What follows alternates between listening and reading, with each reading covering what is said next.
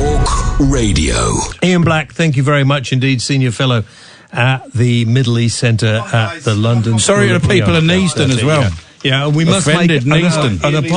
an apology to Neasden. It's very... got great links with the North Circular. It's gentrified. Yeah. Neasden. Yeah, Neasden. One, get out. Secondly, why have you still got the price tag on your glasses? It's a prescription. He's had a go about that. It's a +2, isn't it?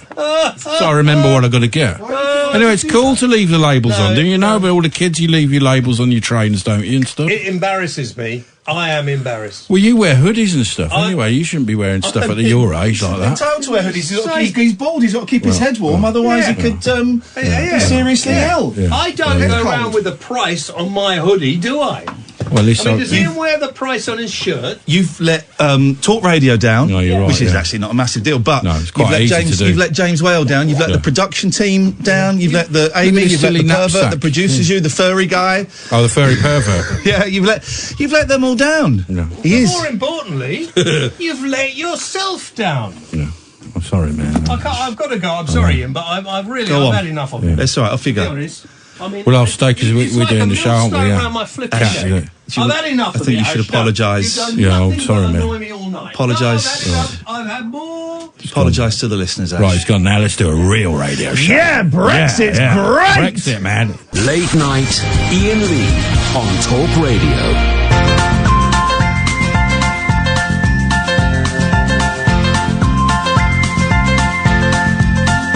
There's a voice that keeps on calling me. Down the road is where I'll always be. Every stop I make a new friend. Can't stay for long, just turn around and I'm gone again. Maybe tomorrow I'll wanna settle down. Until tomorrow I'll just keep moving on. Down this road that never seems to end. When new adventure lies just around the bend. So if you wanna join me for a while, just grab your hat, come travel light, that's old style. Maybe tomorrow I'll wanna settle down. Until tomorrow, the whole world is my home. So if you wanna join me for a while, just grab your hat, come travel light, that's old style. Maybe tomorrow I'll wanna settle down. Until tomorrow I'll just keep moving on.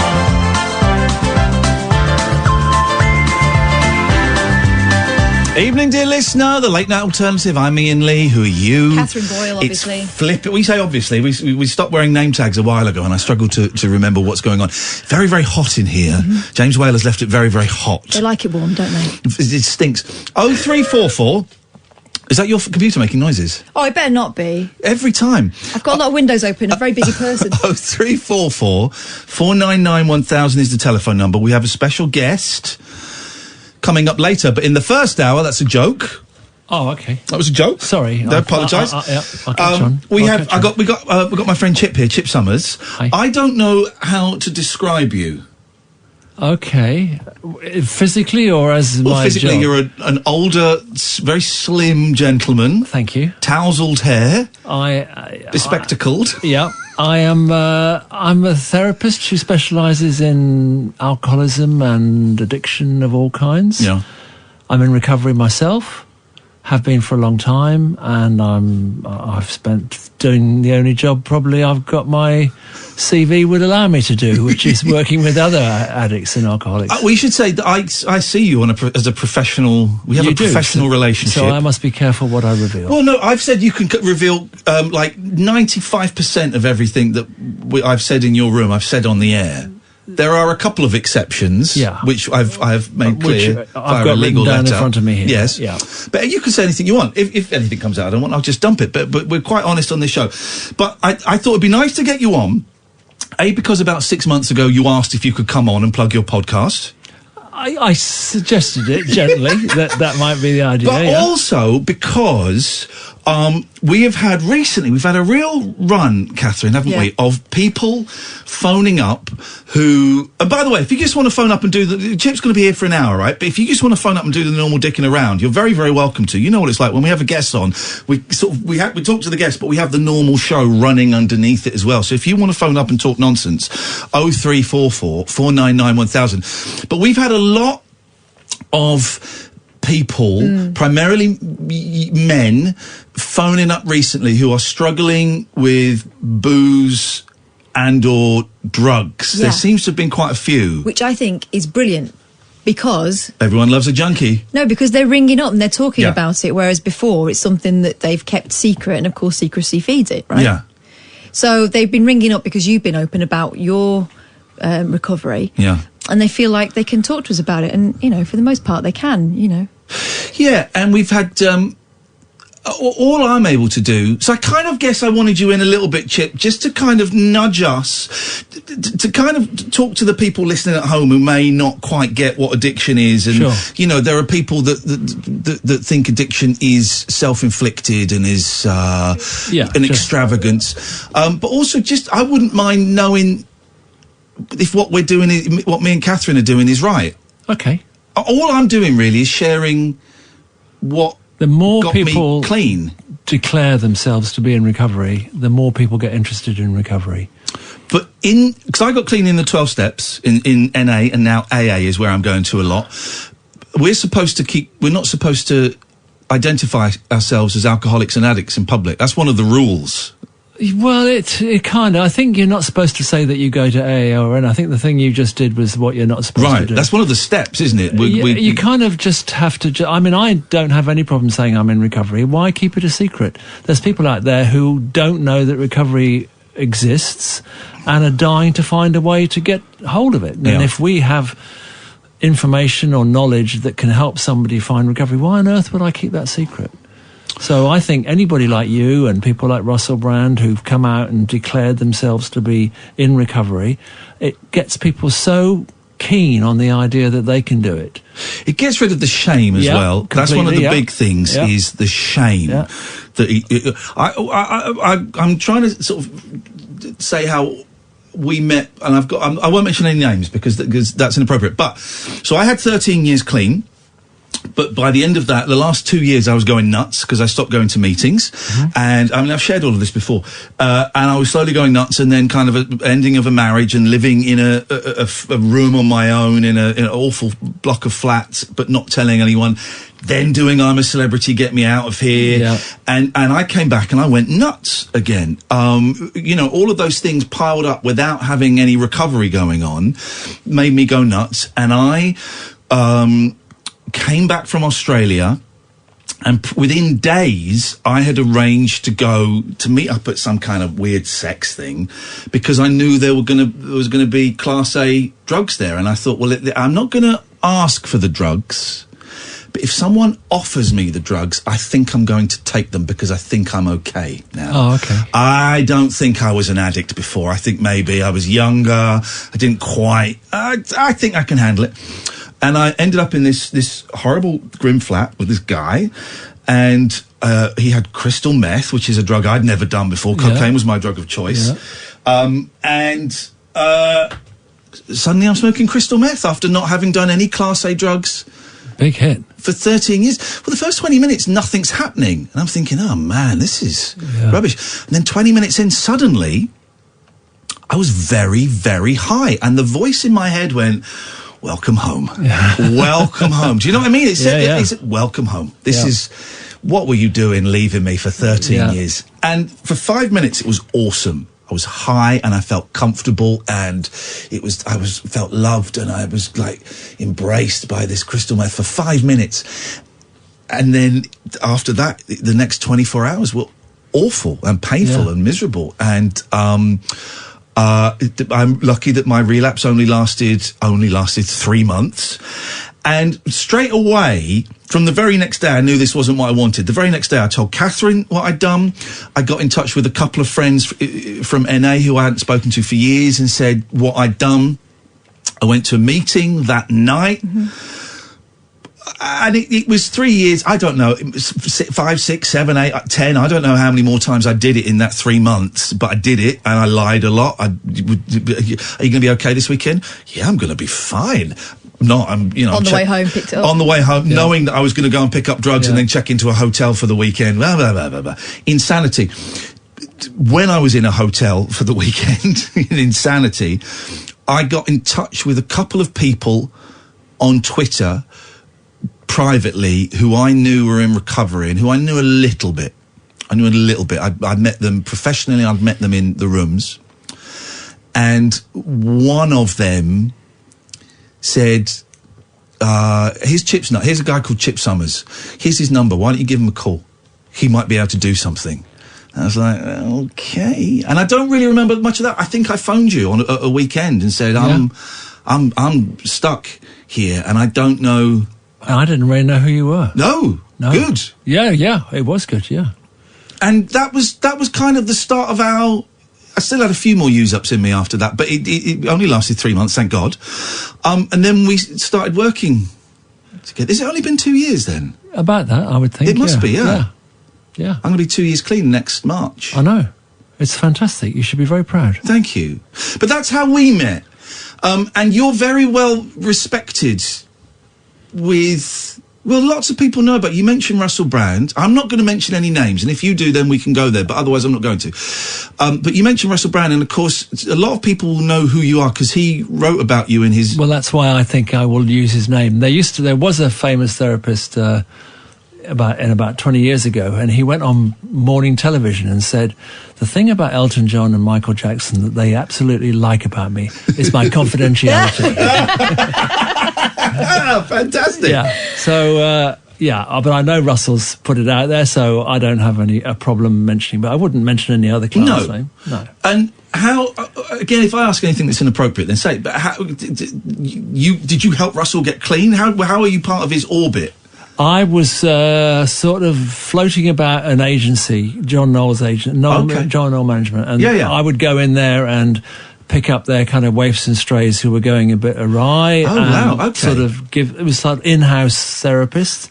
I've met John Knoll. They as an agency were actively encouraging you. Yeah. That's good. Yeah, I would come in if they had somebody who had a problem and try and sort them out. And one day they presented me with this lunatic. Wow. Yeah.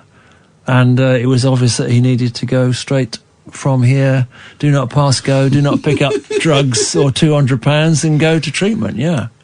He's I don't want, let's not talk about him too much, but there are examples like that of people who were hopeless. He was absolutely hopeless. I mean, I know it's an old cliche, but if you keep on using drugs at that level, you're going to cut your life very short. Yeah. Or you're going to end up in a prison somewhere, or you're going to end up in big trouble. Yeah. How did you're an addict? Yeah. Was an addict for 20 years, yeah. Can I ask what was going on? Again, I sort of know some of it. It was very sort of train spotting, grubby squats in West London, crime every day. It was just real street level junkie stuff. Nothing nice about it at all. And it was there. I can kind of see. I think I was always going to take drugs. I part of me thinks it's a genetic thing, but I can also see things that happened to me as a kid. A little bit of abuse there. Yeah. Dad that was quite dismissive, mum that was over affectionate and over dependent on me. All these little things kind of nudged me towards it. Was there anything that... Lots of sex abuse. Right. As a kid? As a child, yeah. As a very young child? 6 years old. Right. That went on for about 5 years from a member of my family. And then when I went to boarding school, the music teacher took a fancy to me, and he would wank me off every time I had a piano lesson. Wow. So I never learnt the piano. And that damaged me, obviously. Not learning the piano is a terrible thing to have to carry in life. But everybody who comes to see me has got dysfunction in their history. Yeah. Everybody. Anybody who gets really messed up with drugs, I think, once you unravel it all and get rid of the drugs and the alcohol, you are always revealed as sort of slightly damaged goods. And actually, practically always an absent father, strangely enough.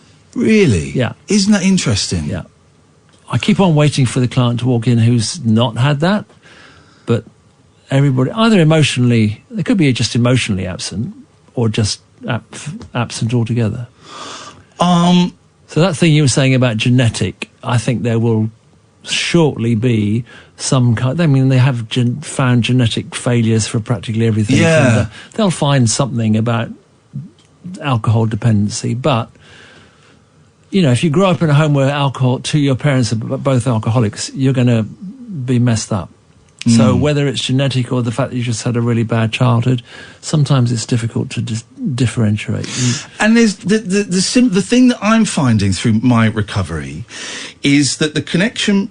I went to NA 15, 16 years ago, whenever it was, because I had a problem with drugs. I couldn't stop taking cocaine. Couldn't stop it. And I went to the meetings firstly because I wanted to be able to take it socially again. I thought, well, if I can just do a couple of lines a week, you know, that'd be cool. Realised that was never going to happen. But so then I was going to stop taking drugs. But then that was then replaced very quickly by acting out around sex. Yeah. Then when I managed to put that on hold, it then becomes buying crap on eBay. We've both joked about having boxes of stuff in the boot of our car. Yes. That we have bought. Not necessarily to hide it from our partners, although there's an element of that. Partly to hide it from ourselves. You buy this stuff and you spend a fortune and you don't know what to do with it. I did it yesterday. Did you do it again? I've done it again. I bought a computer screen, which I thought was going to be fantastic, and it doesn't work with my computer. But it was good. Well, it was great opening the box. Opening the box was good. Oh, opening the box was spectacular. Are you going to take it back, or are you just going to hang on to it? I'm not sure. Yeah, because I hang on to these things. Well, thinking you're going to get the other part at some point. Yeah, my wife will say, "Oh, send it back, get a refund," and I go, "Oh, I can't be arsed. It's so much trouble getting a refund." Meanwhile, it sits there saying, "You did this again." It glows at me. Yeah, it will do. I mean, I know these things are in the boot of the car, and they glow at me. I mean, I was clearing out my car today, actually, and there was a very, very expensive backpack in there. I've got 4 very expensive backpacks because... But only one back. Only one back, but there was just something not quite right about it. But then, so why is that? So why haven't I sold it on eBay, which is what I should do? What if you're... How long are you clean and sober for? 35 years. Wow. Yeah. Does that mean we can never... No, I don't think I'm a good example. I think there are people who are 35 years who are much weller than I am. Why am I paying to see you then? I'm seeing the wrong guy. But it's all connected. This desire. We've got some calls, and we've got Alistair calling, who'll be interesting to speak to in a minute. To change the way we feel, either by having sex, either by taking cocaine, either by drinking or stealing or gambling or eating or whatever. It's this desire to not feel things. Completely, yeah. It's all about... That's what it's all about. It's like, I don't want to feel these bad, nasty feelings. How much of it is like distraction, diversion? Some of it is. I mean, everybody's different. Everybody's got their thing. But, I mean, if you've been a full-on addict, you've got a lot of time to fill if you give up the drugs. Mm-hmm. So that's, what do I do with all that time? Well, I need to fill it with something. So that's where I can find other distractions and other things to do, and then gradually, if you become more responsible, the things that you can do become more limited. So I am now limited to buying crap, and it works. Yeah. This is how my mind works, right? I don't ever want to. I don't want to take a drug or drink today, right? And I never want to do it again. But there's a story in the paper about this new drug that makes you really aggressive and violent. And I saw that, and I deliberately did not bring it to your attention. I know. I'm reading it, going. And it's a horror. A woman's died, and its drug makes you very aggressive and very violent. Yeah. And I'm reading it going... Isn't that the one that makes you want to eat your own face or something? There's a bit of that. I'm thinking, that sounds interesting. That sounds fun. That's where my head goes. Yeah, no, my head gets really perturbed by that stuff, because there's stuff being turned out of amateur chemical labs that are just so... They haven't got a clue what they're doing. And that's why you get these occasional MDMA deaths and things, because... they're not being produced properly. You know, you might get a drug that's absolutely 100% ecstasy or something instead of being mixed up with some other things. And But that's how sick my head is, because I know, of course I know all that. Yeah. And the stuff that I've shoved up my nose that was, tasted of scrubbing powder and stuff, but I carried on doing it. But I still read a story like that, and there's a bit of me that goes, ooh, that's got to be that sounds like worth a go. Worth a go. And of course it's not, and of course I'm not going to. Yeah. But my first reaction is, oh, yeah. I wonder where you can get that from. Yeah. Second reaction is, well, let's move on and read another news story. Well, we're definitely moving into a world where there will be lots and lots of legal drugs for all kinds of emotions. We are going to, any kind of anxiety, grief, any kind of just depression, we're going to be medicated out of, you'll never go and see a psychiatrist and he's going to say, well, actually, it just sounds like your life's been a bit shit lately and you're a bit down. He's going to give you a label and he's going to give you a pack of drugs and you'll probably walk away a little bit happier for a while, yeah. But that can I'm on antidepressants. That helps. It helps, but I just think, and there is definitely really good circumstances where drugs play a really important part, but I just think we're moving towards, oh my God, I feel a little bit uncomfortable, I've got to go and get a pill for it. Yeah. And there's a big difference between depression and just having a bit of a bad time. Let's take a quick break. Then we're going to take a couple of calls. 0344 499 1000. This is Talk Radio. Late night, Iain Lee on Talk Radio. 0344 499 1000. Chip Summers is here. Chip, we got Ryan and we got Alistair calling in, and we're going to go to those gentlemen in a second. But there's a podcast. It's a podcast. 2020. There's a podcast. There is a podcast. What is we'll talk about it more in detail in a bit, but what is it called? It's called Soberful. Right.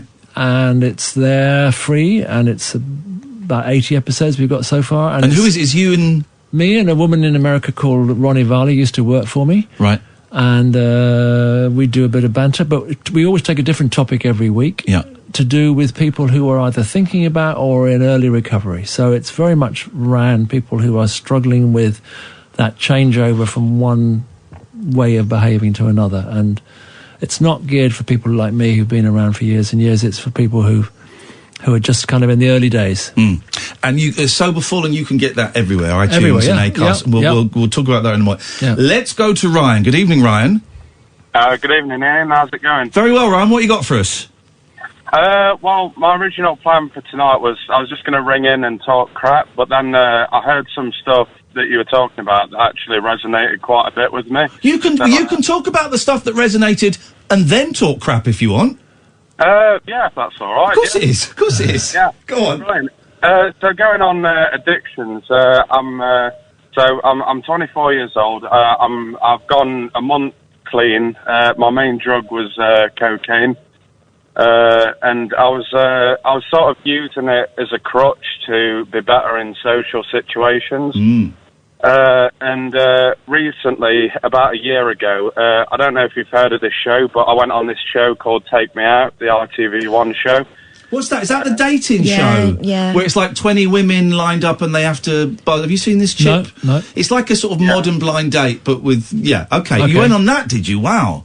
Yeah, and the thing is, even though I came across quite well on it, pretty much most of the time I was high. Oh, man.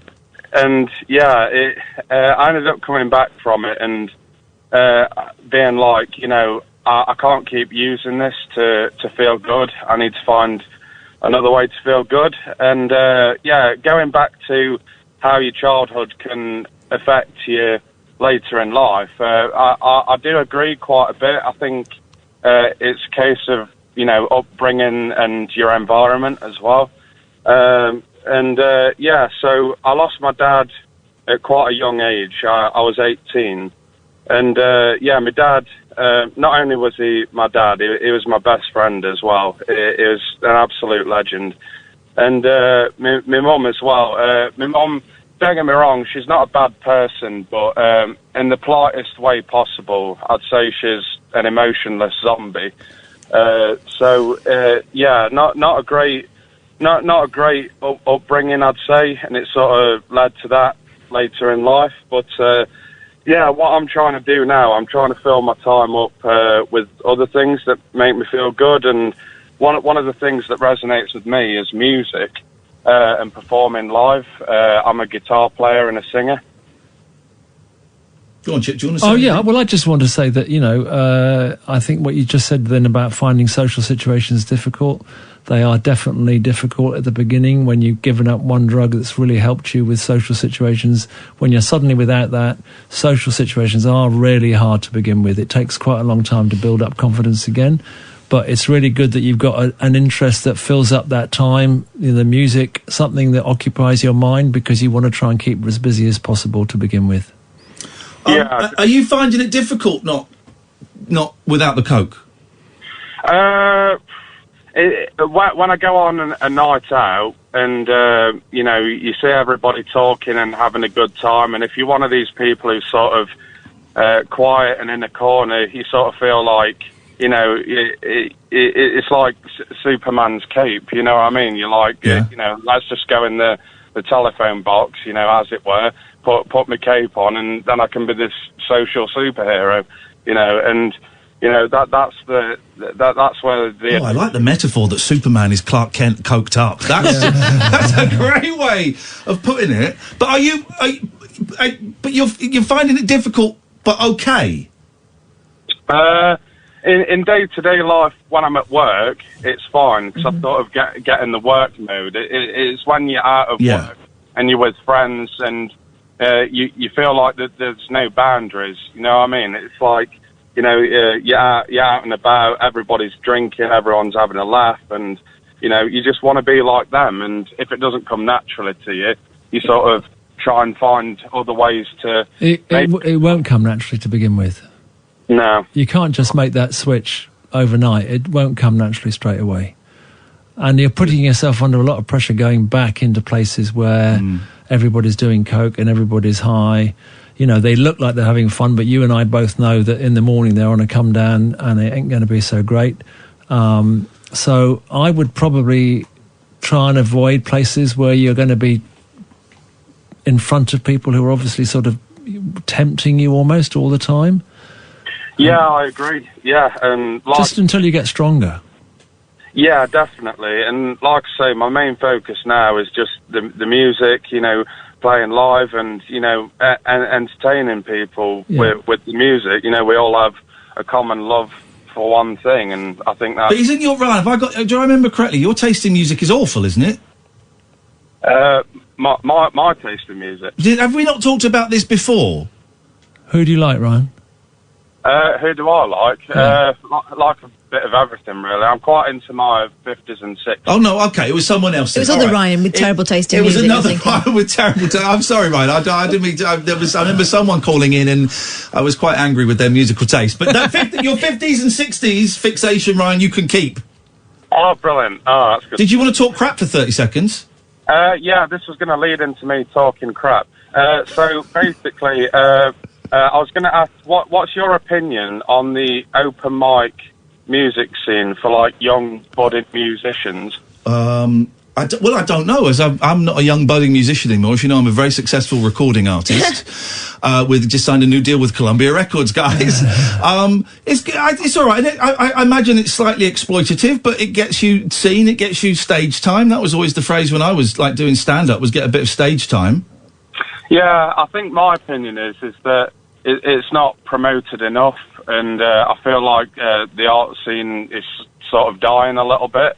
I sort of came to this conclusion. See, I've relocated to a little town in Leicestershire called Ashby-de-la-Zouch. Oh, that's very posh. I always used to think, I would see that written down and think it was very posh. Because it's got a bit of French in it. Yeah, de la Zouch. I don't know if it is posh or not, but, yeah. It's overrated. Okay. Yeah, a lot of times are there.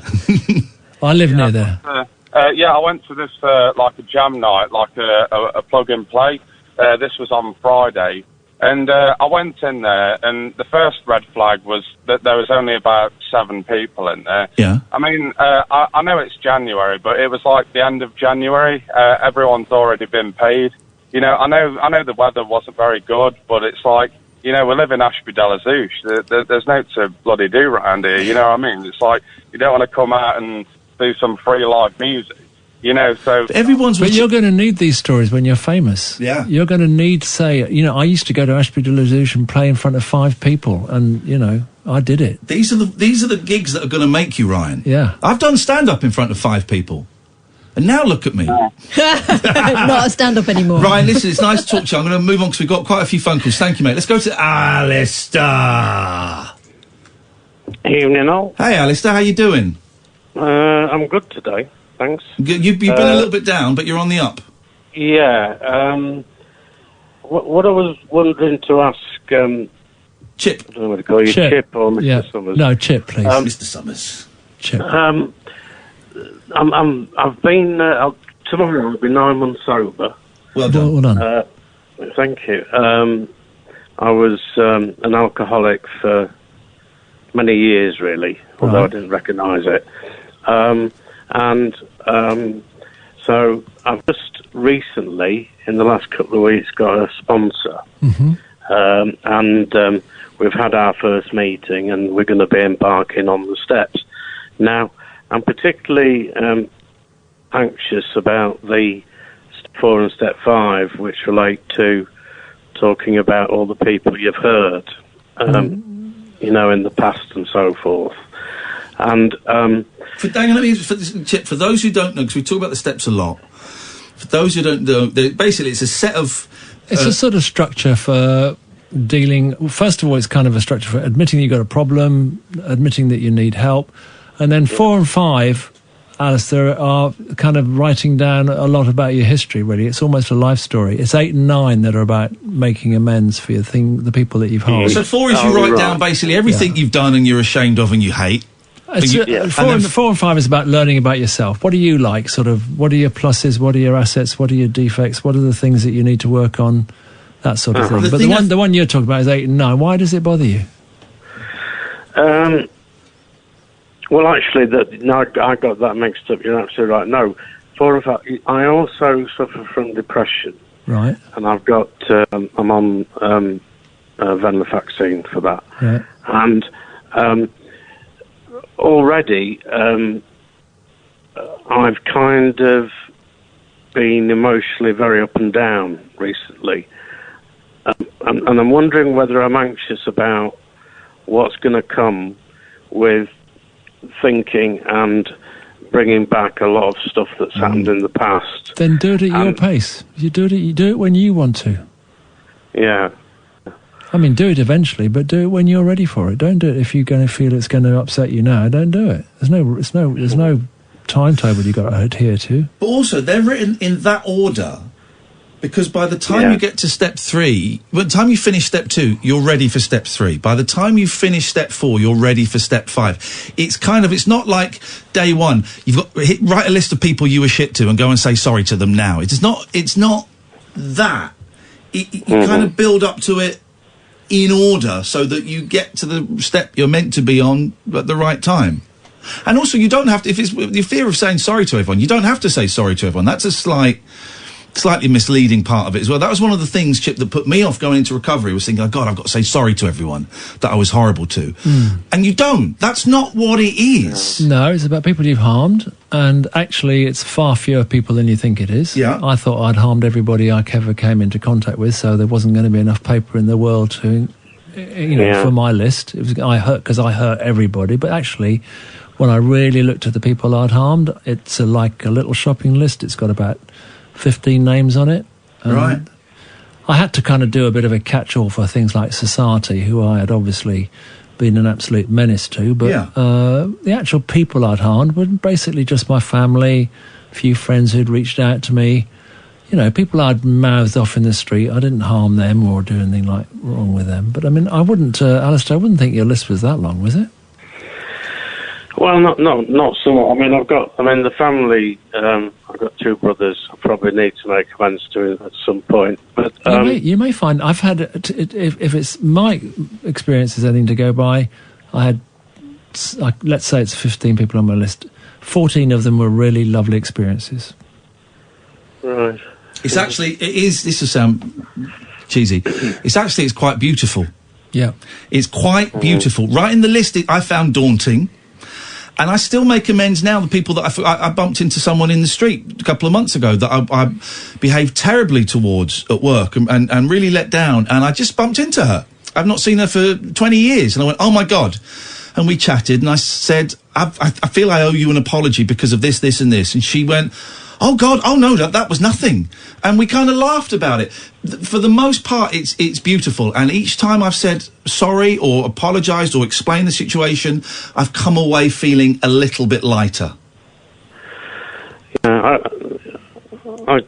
know. Yeah, it's just, I suppose, what I'm thinking is I'm very ashamed about some of the things I have done. Yeah, me too. And it's about dealing with that, I think, with me. And like you say, you're absolutely right. I should just try and go gingerly into this. Yeah, you can dictate the pace. I mean, if your sponsor's rushing you too much, just say you're rushing me too much. I don't want to go that fast.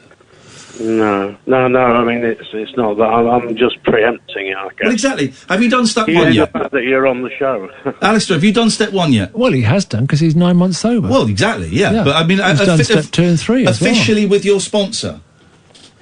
No. Well, then enjoy those. Savour those. Yeah. All right, Alistair. Listen, I'm going to move on because we got calls. Sean's on the line. Thank you, Alistair. Always a pleasure. And well done for 9 months. Yeah, brilliant. Sean. Hi, mate. Hello, what you got? I've got, it's what you've been talking about most of the night, but it's something that's really, really relevant at the moment. My brother died on a Friday. Oh, mate, I'm sorry. And he was a long-time drinker. Sean, do us a favour. Can you turn your radio off? Because I can hear it in the background and it's just confusing everything a little bit. Now. Yeah, that's gone now. Thank you. Yeah. Now, my brother, he's a big fan of your show as well. We used to sit around his house at late at night and just watch, listen to talk radio and BBC Sport and all that sort of stuff. But he did drink quite a great deal of things like white ciders and spirits and things. And he was part of a thing called the Monday Club where all of the people would get their gyros, they'd put their money together and they'd all drink together. Well, I'm sorry I'm sorry for your loss, mate. Well, that isn't the reason why I'm actually calling. I'm trying to motivate myself in this way and speak to you. But the thing is the reason why he went, I think, is because he went into hospital and then he just decided to stop straight away. He just stopped everything straight away. And then within a few days, he's gone. So I think that anybody that's, if they have got a problem with drugs or drink and stuff, you can't just go, stop, I'm going to stop now this minute. Would never advise that. It's a really dangerous thing to do. I think that's what Mark did. I think that Mark, he just went, no, I can't do this no more. And I think that that's probably what took him. And like everybody, a lot of people have said today, I had somebody just now talking about the power of music and things. Mark was a brilliant guitarist and things. He's going to be truly missed. He really liked your show and stuff, but I just wanted to say, even if you're going to stop, you can't just stop. You have to... Yeah. You have to do it under medical supervision. Yeah. Sean, can I ask, I hope you don't take this the wrong way. No, I'm absolutely fine. I'm 4 days in now. I've got my daughter lives with me. I'm a single dad. I've got a lot of things going on. I'm absolutely fine. What's your relationship with booze? Mine? Yeah, I have an alcohol issues. Yeah, but since I've become a single dad, I've had to curb that down. Lots of things have happened in different ways around me. I have social workers and things that are helping me and care and all that sort of thing. So yeah, I've had my own issues. Can I ask, have you had a drink today? Not today, no. I'm. The thing is, my brother's funeral is within the next 2 weeks, and I've tried not to drink since May, and it's beginning to get quite hard at the minute. To be honest, it's beginning to bite. But I guess the key thing there, Chip, is if you got obviously grief is going to be incredible. But you've got to think about grief's enormous. Yeah, kid. You've got to think about your kid. You've got to think about. The thing that kept me sober, definitely to begin with, was that I had a young daughter of 8, and my daughter lives in the room next door to me. We're in the bed and breakfast shared at the moment. Sure. Yeah, we ended up in bed and breakfast on Suffolk Road, Suffolk Gardens. I think, I mean, she was the person that kind of motivated me, because I had trouble kind of getting the sort of willpower to get it together to get myself, because I didn't think much of myself. I just thought I was a bit of shit, and I couldn't really That's kind of... That's all happening now, but not through because of Mark, but because I wasn't there for my brother when he probably needed me. And now he's gone. He only went a few days ago. And she's 13, but she's holding me. She's looking after me when I should be the one looking after her. But it affects...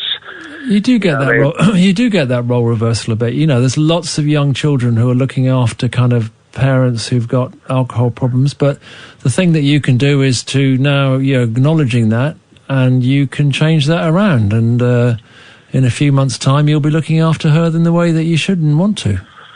Yeah, it's just been a crazy week. But as soon as I heard you talking, I knew Mark would normally be listening to this, and he's the man I normally go to speak to, and he's not here anymore. Well, Sean, listen, you give us a call anytime you want, and good luck over the next couple of weeks as you build up towards the funeral. Yeah, nice one, guys. Thank you, mate. Let's take one more quick call, and then we'll have a quick break, and then we'll talk about the podcast again. Let's go to Mark. Hello, Mark. Oh, talking about Mark, there was Sean. We've got another Mark. Hey, Mark. Are you okay? Hello? Yeah. What you got for us? All right, man.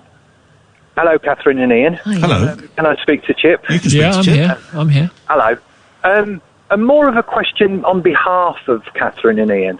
They've said about when there's people who've had problems and various things happening, and about taking those problems away with them after the show.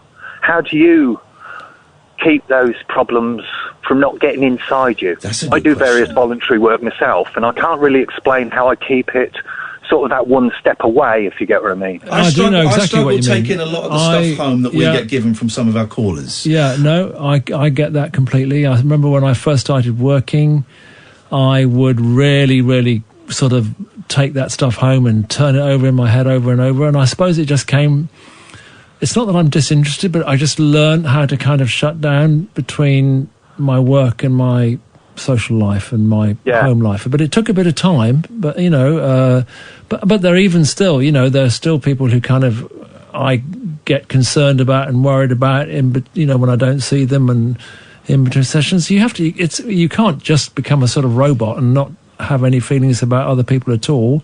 But I think I've learned over time to try to sort of get a bit of a difference between my work and everything else, because otherwise you become useless as a worker if you're completely kind of affected by everything. You've got to be able to be effective as well, and in order I suppose what I'm asking her is what advice would you give for Katherine and Ian to stay that one step removed, and also people listening is... I think they should have a debrief after the show and just talk and make sure that they're both okay, make sure if there's any things that have particularly touched on them each night, and anything that's come up for them that's been difficult, to actually kind of talk about it for about 5 minutes, and then kind of look after each other, and then go their separate ways. Sounds about right. Mark, thank you very much. You all right? Yeah. Let's have a quick break. Is that the debrief? I think that's it. Let's have a quick break. This is Talk Radio. Late night, Iain Lee on Talk Radio. We've got another 10 minutes. Chip Summers is here. The podcast is called... It's called Soberful. S-O-B-E-R. You don't need the headphones on if you don't want. Don't I? Go on. Soberful. Oh, I can hear you better now. There we go, exactly. It's called Soberful. You can get it on all the kind of usual... It's free. It's free, yeah. And you're like a Harley Street therapist, so people can pay top dollar to see you. Some people pay a lot of money to come People and see fly me. all over the world. But you are giving this stuff away for free Absolutely. in this podcast. Yes. And there are about 80, I think we're up to episode 87. They're about an hour long, each one. And they're a different topic each week to do with trying to get sober, getting sober. What do you do once you got sober? How do you have sex sober? How do you talk to people? Specifically alcohol or drugs? I think probably, I always try and throw in the drug bit. But it's to do with anybody who's trying to get into recovery. But I suppose the main thrust is about people who are drinking. But and most of the people who listen to it seem to be, but it would apply to anybody. It would apply to anybody. One of the key things about being an addict and an alcoholic, maybe more an addict if we want to draw sides. There are differences. They are differences. Yeah, there are differences. Is we're really clever and persistent and devious. Very devious. Come up with genius, normally overcomplicated wheezes to get drugs and money and sex and things. Am I allowed to ask about when you pretended... And I'm not making light of... I'm not Pretended making... to be which one? The photocopier repairman? Oh, that was a good story, yeah. Somebody gave me a white coat, and I thought, I'll be a doctor today. And this is when you were using? Yeah, I'm a full-on addict, and I look like shit, and I've got kind of scabs all over the place, but I thought, I've got a white coat, I'll be all right. I'll go to a hospital, and I'll be able to get some syringes and needles and things like that. And then I thought, no, that's a bit ambitious. I better tone it down a bit. I'll be a photocopy repairman. So I got my little sort of burglar's kit, which was sort of screwdrivers and things like that I needed in order to do my usual breaking and entering. And I went to Berkeley Square, where J. Walter Thompson had their offices at the time, huge advertising agency. And I just marched straight in, speeding out of my head. I was doing a lot of amphetamines at the time. Photocopy repairman, I walked straight past reception, got into the building, and started wandering around this office, seeing what there was to steal. Suddenly somebody said, "What are you doing here?" I said, "Oh, I'm the photocopy repairman." He said, "Oh, good, it's this way." And he took me down to the photocopy repair. It was just like this huge photocopier from Star Trek. It was like huge. And I started pressing buttons, and paper was flying out everywhere. I said, "It's all right, you can leave me to it. It's all right, it's all right." So he went away, and I got out of there as quickly as possible. If in trouble, go to the lavatories, go to the toilets, have a hit. So that's what I did. So I went to the toilets, got up a big syringe full of amphetamines, just about to put it in, and the door gets kicked in, and there's 3 policemen there with guns pointing at me. Jeez. Because it was during the Irish bombing thing, and they thought I was a bomber come to bomb this advertising agency. And so I finished the hit, fortunately, of course. And then they took me off, and I think at that point they realised they'd got a nutter on their hands, and eventually, actually, they just let me go. It's exhausting, isn't it? It's really exhausting it was like being that a junkie. all day long. Yeah. All day long. So tiring. And we're having a laugh about that, and I've got funny war stories, but most of it is really boring. Boring, and actually not very nice. And there's a lot of waiting for phone calls and people to turn up. I'm pre-mobile phone, guys. Right, okay. So were you using phone boxes and stuff? Yeah. Wow. Yeah. You'd have to walk around all the time. You'd have to give people money, and then they'd disappear for 7 hours. Yeah. And you'd have to be watching out the window, because they'd get there quicker if you looked down the street. Of course, yeah. You know, and it was like awful. Nowadays, you just ring it up, and they stand on the corner, and somebody on a scooter comes and gives it to you. Kids these days. Easy. They've got it so easy. Is there anything you want to say, Katherine? Because you've heard a lot of this. You two people, I would say, and I don't say this lightly, you two have both saved my life. Yeah. It's not a flippant throwaway thing. You have both saved my life. The reason I am sat here right now is because both of you. The reason I am, you've both got my head sorted around drugs. You've both got my head sorted around sex, and what sex is supposed to be primarily you, Chip. Because I struggle a lot with relationships and what is appropriate sex and all of that kind of stuff. So thank you for that. But Katherine, is there anything you want to say or ask? I want to thank Chip, because he was brilliant. Some of the lowest points, he gave me some brilliant advice. You got in touch with him as well when I was... Yeah, and he gave me advice about protecting myself from what might happen, because that's the feeling when someone you care about is so out of control. You can live in dread, and that is no way to live, is it? I was a nervous wreck sometimes.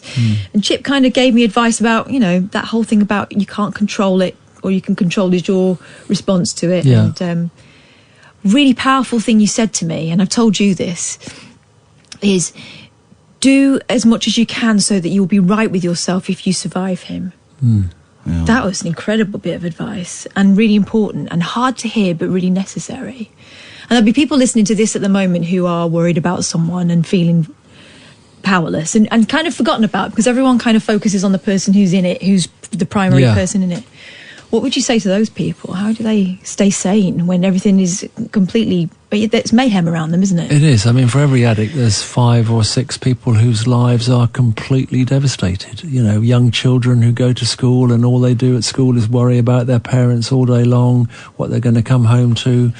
Parents who worry and they don't hear, and, you know, that famous thing about waiting for the phone call. Is it going to be the phone call that says, I need help, or is it going to be the phone call from somebody saying he's died or she's died? Mm-hmm. You know, for every addict and alcoholic, there's at least 5 or 6 people whose lives are completely dominated by that person's behaviour. And yet the person with the problem will think, this is just my problem. It's not bothering anybody else at all. It's just me. It's my problem. And it isn't. It affects a lot of people. So it's really difficult to kind of people to acknowledge that they're harming other people as well. And you can't get that person clean. You can, you know, Katherine could not get me clean. My family could not get me clean. They could give me options. They could present me with tools. They could show me love. But at some point, they would have to have stepped back and said, you're going to have to go on your own because this is too damaging to me. Yeah, there's a difference between that you can't do anything at all, because you definitely can. You can put up boundaries. You can not collude with the problem. You know, I've had hundreds of families in my career who have said, I don't know what to do about little Johnny. You know, he's 24 years old. He just spends his entire time in his room smoking weed, and I don't know what to do. We're at our wits' end. And I say, well, why would Johnny get better? He's got food, he's got laundry, he's got a nice warm bed, he's got come and go as he pleases. You give him money for his drugs. Why on earth would he get better? So there is a situation where they could do something that actually might get him to change his mind. They could say, sorry, but if you want to do that, you're going to have to do it somewhere else. And then everybody thinks they're going to die on the streets, of course, but they don't. They find somewhere to live. But if people put up better boundaries, sometimes people would stop. A lot of people collude with the problem, which doesn't help at all. So, but when you're a parent and you think, well, I can't kick him out. I had to do that with my daughter. Really? Gave her 2 weeks. I said, you can do what you like for 2 weeks. Into 2 weeks, you're either out or you go to rehab. And she fortunately went to rehab. And it worked? For a year. Okay. Yeah. She's now 19 months sober again. Brilliant. Yeah. A lot of parents would struggle with that. Yes. I mean, but one of the reasons I struggled with it a lot was because I was very responsible for her damage. You know, she was 8 or 9 when I got clean. Her mother was the same. We had severely damaged her. Right. So that you felt responsibility. Yeah, of course. Of course, I was. Yeah, and the fact that she was acting out with drugs was partly my fault. But at the same time, I was clean then, and I had to put a boundary up, and it was very difficult. And I still have to accept the fact that I damaged that person by my behaviour. I have to take responsibility for it. It's hard, but thankfully now she's doing all right. Yeah. It's nice to see you out of my weird little office. Weird little office with those books that I never read. And not your books, apparently. No. Oh, it's all like a sham. Philosophical books by the yard, please. It's so nice to see you. Honestly, I love you, man. And, thank you. And I know we have a financial business relationship, but also you have been very kind to me personally. You invited me to yours for Christmas, which I didn't go. No. But maybe next year if that offer is still open. And I know you've been very kind to Katherine while seeing me as a client and stuff, and thank you. I don't take drugs. In the end of March, I'm going to be 2 years clean and sober, and you have helped enormously with me coming to terms with being bisexual, which I can say now, still slightly hesitantly, but I can say it in terms of what is appropriate sexually, and, so thank you, man. Thank you very much. Soberful is the podcast. It is. You're welcome back anytime you want to. Thank you. We'll carry on with the nonsense, dear listener. 0344 499 1000. This is Talk Radio. Late night, Iain Lee on Talk Radio.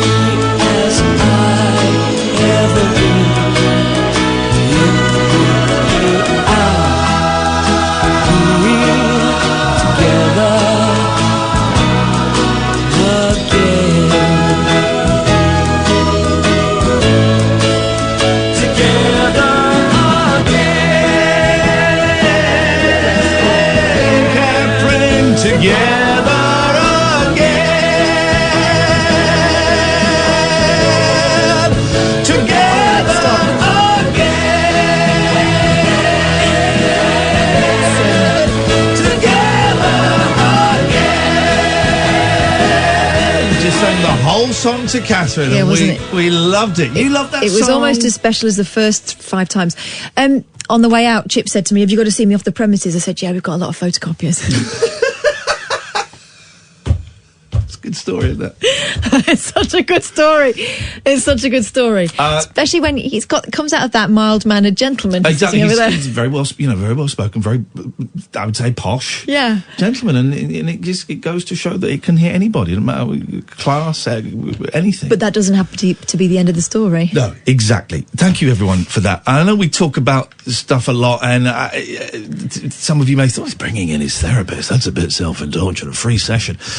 But we've had so many calls recently. A lot of you remember Ewan, and we've all followed Alistair's journey, and we've had a few others recently. And I just thought it would be nice to get a professional in. And we will put that out as a podcast. That'll go out as a podcast tomorrow. Or if Katherine can't sleep, it'll be up about 4 o'clock this morning. I do it straight away when I go home. We've both forgotten how to sleep. Well, here's what happens now. I've started this routine, which I don't think is necessarily healthy, but you've got to remember that I'm not in my house for most of the day. Because of the builders. Because of the builders, right? Yeah. So I try and get all my work done when I get home so that I can vacate and go and basically DOS at my dad's. Yeah. So I get home, I make my daughters pack lunch, and I've started a very dangerous precedent in that now I draw a funny face on a banana. Oh. If anyone's ever watched Gumball, have you ever seen that? Gumball Rally? No, it's a cartoon. No, I don't know. There's a guy in it called Banana Joe, and he's a banana with a face on it. It started out that I would put Banana Joe in a lunchbox, and then it's turned into Banana Josephine, sometimes a cat, sometimes a sort of Japanese kawaii type faces. I mean, I'm running out of ideas, to be honest. And I used to put like a little note in there or an origami animal, and now that's become a thing. So I go home, that's the first half hour when I get home, and then I think, I might as well stick a podcast out while I'm up. Yeah. I don't get to bed till flipping 3 o'clock, and then I wonder why I can't go to sleep. I cannot fall asleep at the moment. The lavender spray on the bed isn't working. Tonight I've got clean sheets. First time in 2.5 weeks I've put clean sheets on. It's going to be ready and fresh when I get in, and I'm hoping. It means because I really wanted to stream this week in the daytime, and I've not been able to because I'm so tired. I'm just getting up, doing some stuff, then going back to doze. I just want to sleep, so tomorrow I can wake up and at 11 o'clock I can stream me playing Command and Conquer Tiberian Sun on my Twitch channel. It's all I want to do. But I cannot fall asleep. And all of the usual methods, I think you know what I mean. What, nature's sleeping pill? Nature's sleeping. It's hard to do when you've got 3 out of the 4, 75% of your cats are on your bed. No, it feels wrong. Well, also, George thinks it's like a game. So he's jumping on it. He's jumping and biting. So it's a tricky situation for everybody. So thoughts and prayers in our way, please. Okay, let's. Do you want a bit of confusion? What more? Good evening, Alan. Hiya, boss. Oh, what's wrong, Alan? Mum's back in hospital again. Uh-oh. It was the same thing as last year, but hopefully it's not as bad because they caught it in time. Good. Well, listen, man, if they caught it in time, then they can work a little bit of the old Hozzy magic. Hozzy, short for hospital. You mean medicine? Yes, medicine, that's it. So Hozzy magic, of course, medicine. She's got CPAP mask on and she's on a ward. Yeah. Because she was in A&E from 8:30 this morning and Dad went with her. Well, good for your dad. Our fingers are crossed as always. Do you want us to send a little bit of the old psychic energy again? We did that before and that worked. Yep, that would help. It's Hozzy magic. This isn't medicine. But, Katherine, would you please hold both my hands? Yes. Amy, I would like you to also... you don't need to hold our hands. It's probably inappropriate. This is probably inappropriate. Close the eyes, Amy. Close the eyes, Amy. Alan says, only if you feel comfortable doing so. I am my way. Join in, Katherine. I'm doing it. You got to do the noise. Join in with the noise, please, Amy.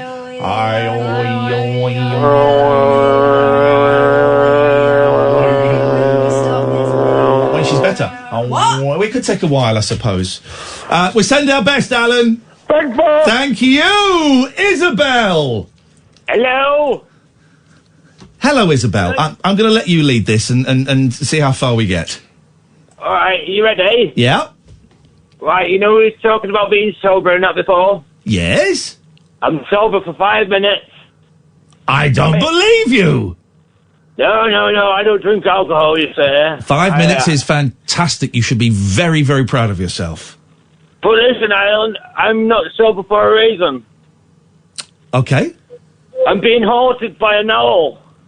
Haunted by an owl or a hole? Owl, the bird, the prey. The prey. You're being bird of prey. They're being haunted by an owl. Okay. Well, where is this owl from? I'm doing it now. It mauled my cat. I had to take the cat to the vet. I'm going to shoot it, but I don't know if it's illegal to kill it or not. So It's illegal to shoot cats, definitely. No, not the cat. I'm getting revenge for my cat, Tilly. Okay, I'm very confused. He's all over the show. I'm very I can confused. tell you're very upset. Well, as you know, I have beef with owls. So you want to... So what did it do to... Was it Tilly? Yeah, my cat, Tilly, mauled it. Mauled the cat? Is Tilly still... Mauled? Yes. I can hear an owl in the background. Yeah, it's mocking you. Yes, I'm near it. I can see it. I'm going to kill the bastard. Have you got... Steady with your language. Have you got a gun there? Yes, pellet gun. Do it. Do it. Have you got any socials? I'll send you it after I'm finished. Have I got any what? Shoes? Socials. Socials. Oh yeah. Hashtag. I'm on hashtag Iain Lee. Right, and do you mind if I tag you into this post when I get this prey as a trophy? I mean, I'm not a fan of trophy hunting. Got it. Oh shit, I missed. Okay, well, you carry on shooting it. That was one too many swears there, unfortunately, but you carry on shooting it. Excellent work there. Excellent work. Let's go to a trip down memory lane as we walk through some of the classic callers of yesteryear. Next up, do you recognise this voice? Hello. Who is that? Hello. Who's that mysterious, sexy man? No, it's a woman. It's a woman. It's a woman. It's a sexy, mysterious woman. Do you recognise, Katherine, that sexy, mysterious woman? Is it Zsa Gabor? No, nearly, but not quite. Nearly, but not quite. Hang on, then let's check. Is it... One of the letters is the same. Oh, Literally one of the letters is the same. Okay, hang on a second. Is it Eartha Kitt? Nearly. It's close. The rhyming slang is close. Is it... it's Dame Joan Collins. God, I wish. Caller, reveal yourself. Lavinya. Lavinya. Is easy 'cause you're beautiful. I wish. Oh, so do we, but unfortunately we know the truth. Lavinya, what can we do for you on this Holy Tuesday? Oh, well, it's lovely to hear your voices, by the way. It is. It is. You're very lucky. You guys are lucky, and none of you will accept that.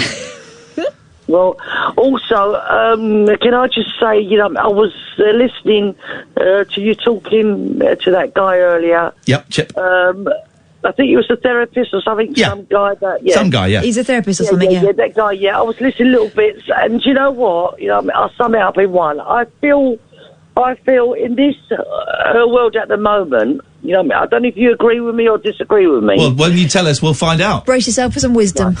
Yeah. It's coming. I got a feeling I'm going to disagree. Well, let's see. The world that we're in at the moment, I do believe that men have a raw deal. Does that make sense? Oh, When yes, I say it they have a raw does. deal, think about it. There's more men's prisons out there. Yep. There's men. That's not actually, fair. I don't like to give you doom and gloom, but every day this is a fact. Three men actually kill themselves every day. Yep. They commit suicide. That is fact. It's, right? it's actually more than that, I think. Yeah. I think you're right there, Ian. Right, and Yeah. also, can I just say something? I actually feel for men as well, because I tell you why. Also, because actually they suffer in silence. Well, some don't. They're right moaners. Yeah, exactly. But also, listen to Got this. one coming up next. I don't want to be funny, but I've got to say this. But this is fact, right? I mean, if they haven't got a big one, they've had it. Oh, right. Talking If about... they're not good in bed, they're finished. If they haven't got a big bank account, they've definitely finished. So, in a wonder way, why so many there's men a take lot their lives. against them. Yes, There is a lot against men. Does that make sense? And also, as for women... She loves men, but a lot of them are thick, is what she's saying. Yeah, Or not thick enough, it would seem. Actually, I do love men, actually, Ian. I really do. It isn't fair. There are more men prisons. It's because they're more naughty men. Women haven't got the time. Yeah, but you know what it is? I think at this... the time of the moment, all right, men are confused. Women also expect too much of a man. They expect too much. They expect a man to be fantastic in bed 24/7. 24/7? No, I ain't got time for that. I wish. I'm only joking. You dirty She's not. cow. Well, okay, we'll stay there because we're going to speak to a, in inverted commas, man next. But first of all, I want you, Katherine, as we Is he the spokesman? As you take a trip down memory lane, I want you to know. Be quiet. Well, Lavinya, you can go first. Do you, as we can celebrate some of the classic calls from yesteryear, do you recognise this voice?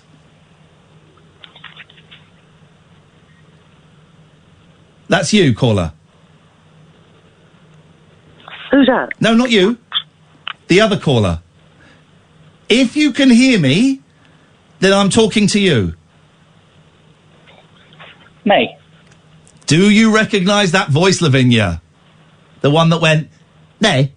Oh, you just did the face. Is it... No, I don't. Try again. Say it. Give us another couple of words, caller. Mystery man caller. Some would call me bashful. But no. I still don't recognise it. It's not one of the more. It's not one of the more famous callers. I mean, it's kind of fringy, very fringy, very hit and miss. Try again. Is he Irish? Yeah, he's Irish. I knew it. I knew it. Yeah, go on. Go on, Irish man. Right.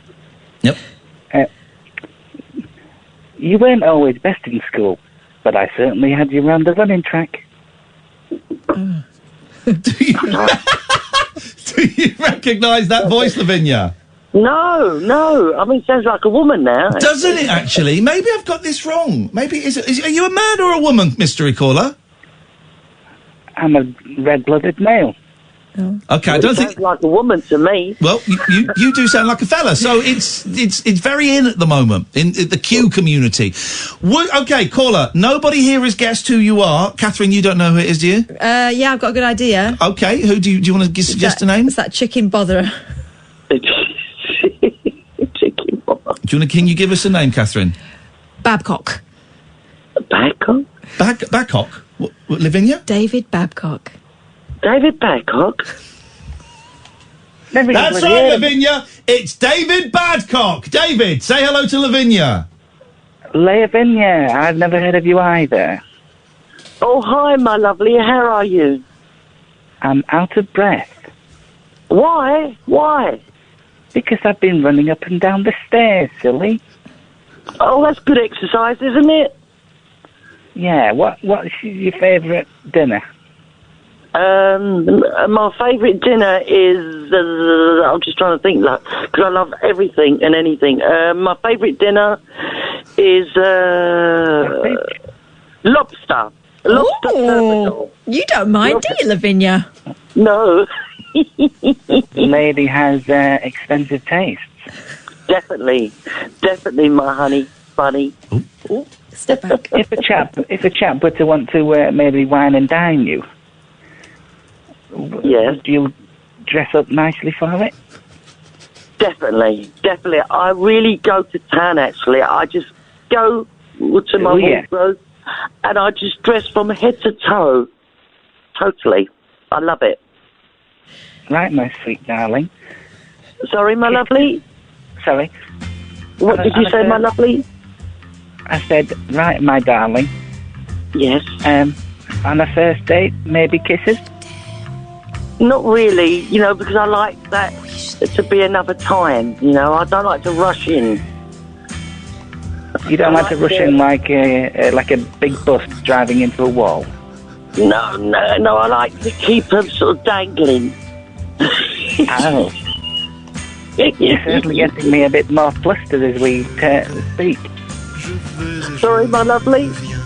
I said you're certainly getting me more flustered as we speak. Oh, no, I don't think you would be Ignore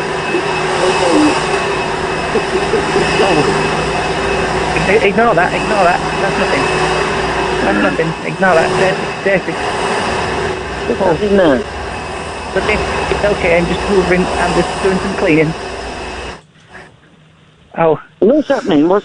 Okay, well, it sounds like you're getting married, Lavinya, and possibly having a baby. Congratulations. Oh, lovely. I'm looking forward to it. Lavinya, thanks for your call. Thank you, my lovely. Listen, we're all going to calm down for a few seconds because that was very hot and sweaty. We'll find out what David and Jessie and what Penny have to say in a bit. This is Talk Radio. Late night, Iain Lee on Talk Radio. Well, Kath and I have watched half of this incredible TV special on Netflix. It's John Mulaney, who's an American comedian who I'm vaguely aware of. Yeah. I recognise the name, certainly know the face. I've not seen any of his stand-up specials. But for some reason, and I refuse to ask to see less of it, for some reason Twitter, when I go to like my Twitter moments, it just gives me loads of American comedians, a lot of whom I don't know, and I've had some really good laughs looking at these comedians. And a few of them last week were banging on about John Mulaney's Sack Lunch Bunch special on Netflix. And me and Kath, sadly, we finished Love in Leeds. There are only 6 episodes. There's no real definite conclusion. No, and you could think that there was an episode 7, having watched 6. It just didn't stop. I got a feeling it didn't do very well, and Channel 4 went, nope, that's it. That's Stop enough. that now! Silly! Pack up your things! So we were looking at what else to watch, and I saw that pop up on Netflix. I went, oh, this is supposed to be quite good. Let's give it a go. Oh, man, it's funny. It's funny. I don't quite know. I mean, boil it down to its essence. It's a spoof of Sesame Street. Yeah. And those kind of 70s, it's kind of a bit of Mr. Rogers. It's that kind of vibe. Well, but what it's it is not. A youngish, childless man hanging out, of course, with a load of kids. What could possibly... I mean, that's what a lot of 70s shows were, weren't they? Then kind of like the uncle stroke big brother thing going on. But it's funny, and it's just the right side of dark. And there are some songs in there that it is a shame Incredible. are restricted to a 1.5 hour television special. There's a great little sketch where it's this, like, all these adults in a living room and the mum saying, thanks for coming. Oh, by the way, my little daughter wants to do a little performance for you, so everybody is my little daughter. And all the adults just start talking amongst themselves, and this kid's trying to do, like, a magic trick in a little play. And then she bursts into this kind of sort of the 79, 80s sort of alt-rock song about why won't you pay me any attention.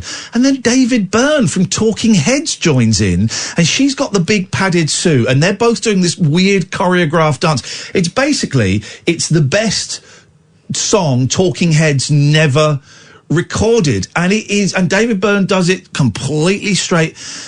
And we just sat there going, my God, this is incredible. Here's the other thing, the kids are really natural, They're not really stagey at all. They're not doing that thing that makes sometimes child performances I think great. a lot of it is scripted, but they're really good actors. They're so good. Jake Gyllenhaal pops up in it. We've not seen that bit yet. I've just seen, every time I Google it, his picture pops up. I mean, the bit when I'm not, no spoilers, but there's a bit about the obit pictures for when a member of the cast dies. And he goes, I've got one for all of you kids. We don't want to see it. And it's so, I mean, it's funny. It's a little bit uncomfortable. It's quite surreal, but not too surreal you know. Here's the thing, the joke isn't on the kids. No. Really, really clever. Great music. And just Stephen Page, who we are big fans of, has just tweeted me because I've mentioned it, going, Do Flowers Exist at Night? Is my favourite song of the past year. We've not got that far yet. We've had the Algebra song, the David Byrne song, which, do you know what, I might play after midnight. Out of context, you might lose some of it because the visuals are something. Or maybe I won't. We'll see. It's so good. So that's my recommendation. Okay, I gave you Medical Police last week, which I did in about 3 days, and I mean that ends so satisfyingly. It really just gets so ridiculous and is, you know, the main terrorist guy, the FBI sort of come out, freeze. Oh, no, don't worry. He's apologized. He's a good guy now. Oh, okay. You know, it's that kind of, it's wonderful. So that's my recommendation from 2 weeks ago. My recommendation this week, and Penny and Jessie, I will come to you in a second, I promise, is John Mulaney, Sack Lunch Bunch. Also, on Netflix. The Taylor Swift. This is what you've watched? Yeah, documentary on Netflix is great. We say Netflix on this show. We've kind of. I don't want to say it. No, I know, but we have agreed. For me, it's no hardship saying net. We have agreed as a show that we're carrying forwards towards the future. Netflix. We're going to have a commonality of all saying Netflix. It's Netflix is what we're going to say. Well, then I won't let you talk about the Taylor Swift documentary. It's really good. Well, I'm not going to let you talk about it. It's better than I'm not going to let you talk. The Gargo one was rubbish, wasn't it? Really? Let you talk about it. David Babcock is still there, so I guess that means he didn't feel that he quite finished off with Lavinya. Oh, I didn't mean that to sound vulgar, by the way, but it did. Good. David. A very structured call coming up. Why have you gone muffled now? He's gone all muffled. Have I? Oh, I put the new thing. Test, go. As well as buying a crap computer, have you bought a crap phone? I fixed it, I updated it, it works perfectly, and I'm after you. Okay. David bought a computer, top of the range, one of the slickest, most top of the range computers you can get. How much did it cost, David? 250 quid. And from the pub, is it? He was then surprised when it didn't work very well. He went, it's worse than my old computer. It's laggy. It's all laggy. Can't open the browser, it won't open. When I boot it up and the fans kick in, it stinks of old fags. Yes, mate. Laugh it up, sponsor boy. Oh, whoa. Well, tomorrow at 11, if I get up, I'm going to be streaming. Okay. Great. You called, David? What can we do for you? First of all... B word. Yeah. Would you like an earworm for potentially the next week? Is this a song or an actual worm? No, it's a song. Okay. Okay, go on then, yeah. Sing a song. Ding, ding, ding, ding, sing. Sing a song of songs. Ding, ding, ding, sing. Are you saying chicken? Sing it out. Ding, ding, ding. Sing it, yeah. Anyway, that's Holly Holy by Neil Diamond. Right, just hang on a minute. So what, I thought it was supposed to be an earworm. Yeah, do you know the song? Well, do you know the song, I think, is the more important question. Well, if you know it, it's going to be an earworm for next week now. Well, I'm not quite sure what you've done. Could you sing it again? Sing a song. How it goes? It doesn't go like that at all. It goes like this. It does. Sing a song. Sing a song of songs. Sing it out. Sing it strong. Oh, go on, David, sing it.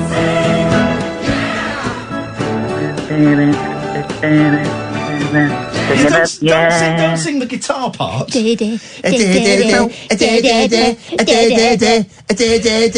There's no bloody way. Sing. It sounds like you're bloody doing Morse code, you muppet. I'm singing the live version, that's why. All right. Okay. I missed the bit where Neil Diamond went. Kath,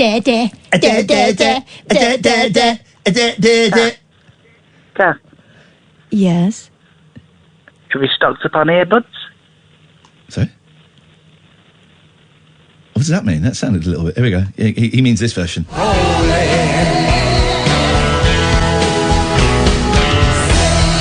a song. Sing a song. See? Sing a song of songs. Sing a song of songs. Does sound like him.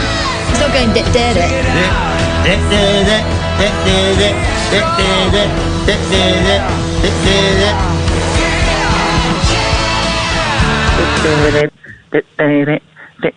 Poor old Neil Diamond. R.I.P. Well, he's still alive, but... Oh. You just killed his song, though. David. The second part of my structured phone call. Yes. If there's any DJs, any mixed master stereo masters out there I need some music making for me. Okay, how much are you prepared to pay? £5, £10. Okay, and what music do you want? I can do an example. It's a theme tune for me. Okay, away you go. If you sing it, someone might be able to help. Ready? Yep. Boing, it's David Babcock. Boing, it's David Babcock. Boing, it's David Babcock. And that just on a loop. Well, I can put that on a loop for you. Are you all right? I just want a theme tune, but I want a mixed master stereo professional to do it for me. Okay, all right, okay. And you're prepared to pay £10 for that? 5. You said 10? I see your 10 and I lower you to 5. Okay, David, thank you very much for your call. Nice. What an absolute idiot. It's a very tempting offer. Good evening, Penny. Hello, Ian. We've kept you waiting for so long, Penny. I can only apologise for that. And that's okay. Happy New Year. No. How dare you? It's the 4th of February. What are you You might as well wish me Merry Christmas and Happy Birthday for last June. No. I forbid. No more HMYs. Denied. Denied. The Happy New Year is denied. It's not. Okay, well, that's you can take my blessing or you can leave it. I think he's going to leave it. I don't know. I just got the hint there. He didn't want it. I'm leaving it on the floor. And you can either pick it up and take it home with you, or the cleaner can sweep it up later. But it ain't nothing to do with me. Kath, I'd just like to say Happy New Year. Thanks very much, Penny. You're such a bumlick! You hate it as well, Catherine! I know, but I know you hate it more. Okay. Anyway, it's a little bit of fun about something I'm actually very, very passionate about. You're all scumbags. What can we do for you, Penny? Well, I was just wondering, I was on Twitter and... I'm sorry to hear that. I know. And I was just saying, I never get sent inappropriate pictures. Uh-oh. And I feel a bit left out because it's like, what's wrong with me? Why don't I get them? Everyone else gets them. Everyone complains about them. And then I thought, you're a handsome, strong... Oh, God. Bi guy. Do you get them?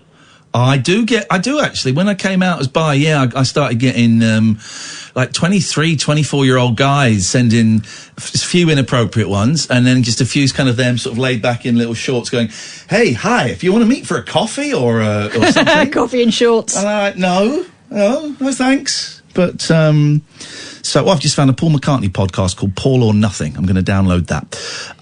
Speaking of tasty morsels. It's not, and with my history, no, it's not something I encourage, and it's not something I condone. Oh, it sounded like you're encouraging it. I'm not encouraging it, and I'm not condoning it, you very, very strange person. No. 03444991000 is the telephone number. Paul or Nothing podcast. I'm downloading. I'm in, Catherine. Gosh, we're halfway through the show, and I don't think we've actually contributed anything of any note. We opened the doors and all kinds came in. 0344 499 1000 is the telephone number. If you want to give us a call, you'd be very, very welcome. What did I do? Oh, I went to a meeting today. Yes, we're talking about sleep. That was it. So we've both forgotten how to sleep. Mm-hmm. So I'm falling asleep just before 4. And I woke up about 8 and was wide awake and was going to get up. And then I managed to get back to sleep again and blah, blah, blah, blah, blah. But it just means I'm shattered all day. I have a very funny thing with my cats now in the when I go to bed, the 2 babies will stay downstairs because the big girls sit at the top of the stairs and don't let them up. They refuse to let them up. Then as the night goes on, obviously the girls get bored, so they just go and sleep somewhere, and then the babies come up. And quite often when I wake up at about 10, I'll have 3 cats on the bed and 1 on the floor. I've got this great thing. I love this. You talk about training your cat, Willow, to high five, right? Yeah. If I say, breakfast, it goes nuts. Mucky jumps up on the bed because she's so excited. Patty and George jump off the bed and start running around and shouting at me. And Lucky's like stood up going, where? And it's only that word. I've tried Brexit. I've tried similar sounding words. They're like, look at me as if to say, what are you doing? What say it. What is say that? It. That isn't it. and if I go very quietly, breakfast. Whoa! What, did you say it? Did you say it? I've got to say I've got similar feelings about that word. Did you say it? It's the funniest thing, man. I love having those 4 cats. So I miss Velvet so much, and I've now moved her from her bed. She's, her ashes. I've moved from her bed, and she's now up on the windowsill so she can see out. Oh. And every morning when I open the curtains, I say good morning to Velvet, and every night when I close the curtains, I say good night to her. But those 4 cats are such idiots. I love it. I love it. George and Patty still haven't been done because George's testicles are so small. He presents no threat. That's what the vet actually said. He says, there's no point getting him done now, honestly. There's no real threat. And I think we'd struggle. So, Poor lad. Poor lad. Right in front of him as well. I know, but he's taking a real shine to me at the moment. Not the vet, although we get on great. But George, he's been a bit of a daddy's boy at the moment, which I love. Having cats, now, I've had a cat, apart from when I lived in the flat for a couple of years, but I've had a cat for, the last 20 years now. You're kind of new to it. Yeah. Isn't it the best? Yeah, although she's quite indifferent towards me most of the time. Oh, yeah, as we all are, Catherine. And today she decided that she would go under the floorboard. I've got all the floor in the bathroom all ripped up, and there's a big hole that she has discovered. And we always try and close the door, but we went in just to check and see what the builder was doing up there all that time. Yeah. And she sneaked in, and we went, the hole, it immediately disappeared down the hole. And we thought, she's under the floorboards. She's under the floor. Running under the floor. And I said to my husband, just leave her, she'll come out. Because us coaxing, she was loving it. You could tell she was loving ignoring us. So I said, let's go and leave her in there and hope she'll come out. Yeah. Of course, we're both standing at the top of the stairs sort of listening. Is it the same as with a tapeworm where you wrap some bacon around a pencil and then twist it? We tried that with Dreamies, funnily enough. And she was not biting. Stay there, Jessie, I'll come to you in a second. Her head popped up and then she went, no, actually, there's something better down here. I'll be back in a minute. So I started going down the stairs really slowly, listening for her bell on her collar. Oh, of course, yeah. So you could trace her. I heard it over my head. She's at the front of the house. She's obviously gone the full length of the house. Funny. Then I panicked a little bit, stood at the top of the stairs again, and I could hear her moving about. And then I saw her face pop up, and she went back down. I went, right, seriously, let's go downstairs. The time of her life. It's a whole new world. My husband sneaked up there at one point and caught her sitting on the shower tray. She'd come out, and then as soon as she saw it, I heard him go, you little bugger. As soon as she saw him put his head around the door, she went back down the hole again. So that's the new game. I love it. Love it. They're the best, man. You dog owners are saps. You've got absolutely no idea what you're missing out on. It's one, and I go home and there's a little pattern when I go home now. I've got like a sort of vestibule, and in the vestibule, some of you might call it a porch, there's that, the mat that you right before. So when I open the inner door, Patty comes out into the porch because she likes clawing that, and so I have to wait for her, then I have to boot her up the bum so that she goes in and then feed them. Because you've got 4, you get some emotion, you get something back from them for the most part, right? They sit on you and stuff. Oh, yeah. I get crumbs. Yeah. I get crumbs of emotion from that cat. Yeah. Normally, it's hide and seek. She likes hide and seek. She'll wait until I'm almost asleep, and then she'll jump on me. She likes doing that. I've been woken up recently a few times by George jumping on me. Yes. He jumps on my bare shoulder and claws it. Well, the claws are in, so she is playing, but she is being a swine. Yeah. So, I love it. Yeah, she enjoys winding me up. Jessie, stay there, please. We will come to you in a second. 0344 499 1000, the late night alternative. Katherine, Iain on Talk Radio. Late night, Iain Lee on Talk Radio. Let's go to Jessie. Good evening, Jessie. Hello, Iain and Katherine. Hello, Jessie. What can we do for you this evening? I got one little light thing and one heavy thing. Okay. I've been to the escape room. It's brilliant. Good, isn't it? Did you escape? Or are Yeah. you still in there? Do you need help? I loved it now. And the people I was with were screaming. I was laughing. I'm not going to do one this weekend because I'm taking the boys to a Call of Duty tournament on Saturday, but we might do one the weekend after because I said It's amazing. I said I'd take my boys to one for a birthday. But we just scream with glee in there. It's so much fun. Isn't it? Yeah. Also, the big subject, what happened at the weekends really hit my nerve. Brexit. The incident in London, the stabbing. Oh yeah, go on. Why does that hit your nerves? Because it was knife crime what killed my baby. Right. Okay. Yes, I remember you saying that in the past. Yes. Well, I didn't mention knife. I just said fatal domestic violence. Oh, okay. Right. But, it's helped me to bring it out. My ex tried to stab me, and my baby got the. Shit. I mean, that sounds. I can't. I have no words. No, there isn't words. There aren't any words. No. And I can understand how, a story about some scumbag stabbing people would, of course, you would connect that in your head. Of course you would. That must be very, very upsetting. yeah, and they should be kept in prison and thrown away the key. Never let out. He's dead. But you meant before he got released? I meant the guy that. No, my. You'll never get out. My one. Oh, the one that you're okay, right? Okay, yes. Sorry, Well, I met in one in London. Yeah. yeah, no, that's all right. So it's a thing. Well, Brought up here. yeah. I mean, I have no words to offer you after what you have been through, and I can only hope that you're as okay as you can be. I mean, and even that sounds, pretty flimsy. Yeah, because I've done so much running. I tell you, if he was out, I'd be, oh God. Okay, but he's not. Is he going to get out? Is there a release date, or is he in for forever? No, he's got life, but Well, I don't know what that means, though. if it ever means life. It doesn't. It would be a sentence, wouldn't it? Yeah. Yeah. Okay. Well, try not to worry too much.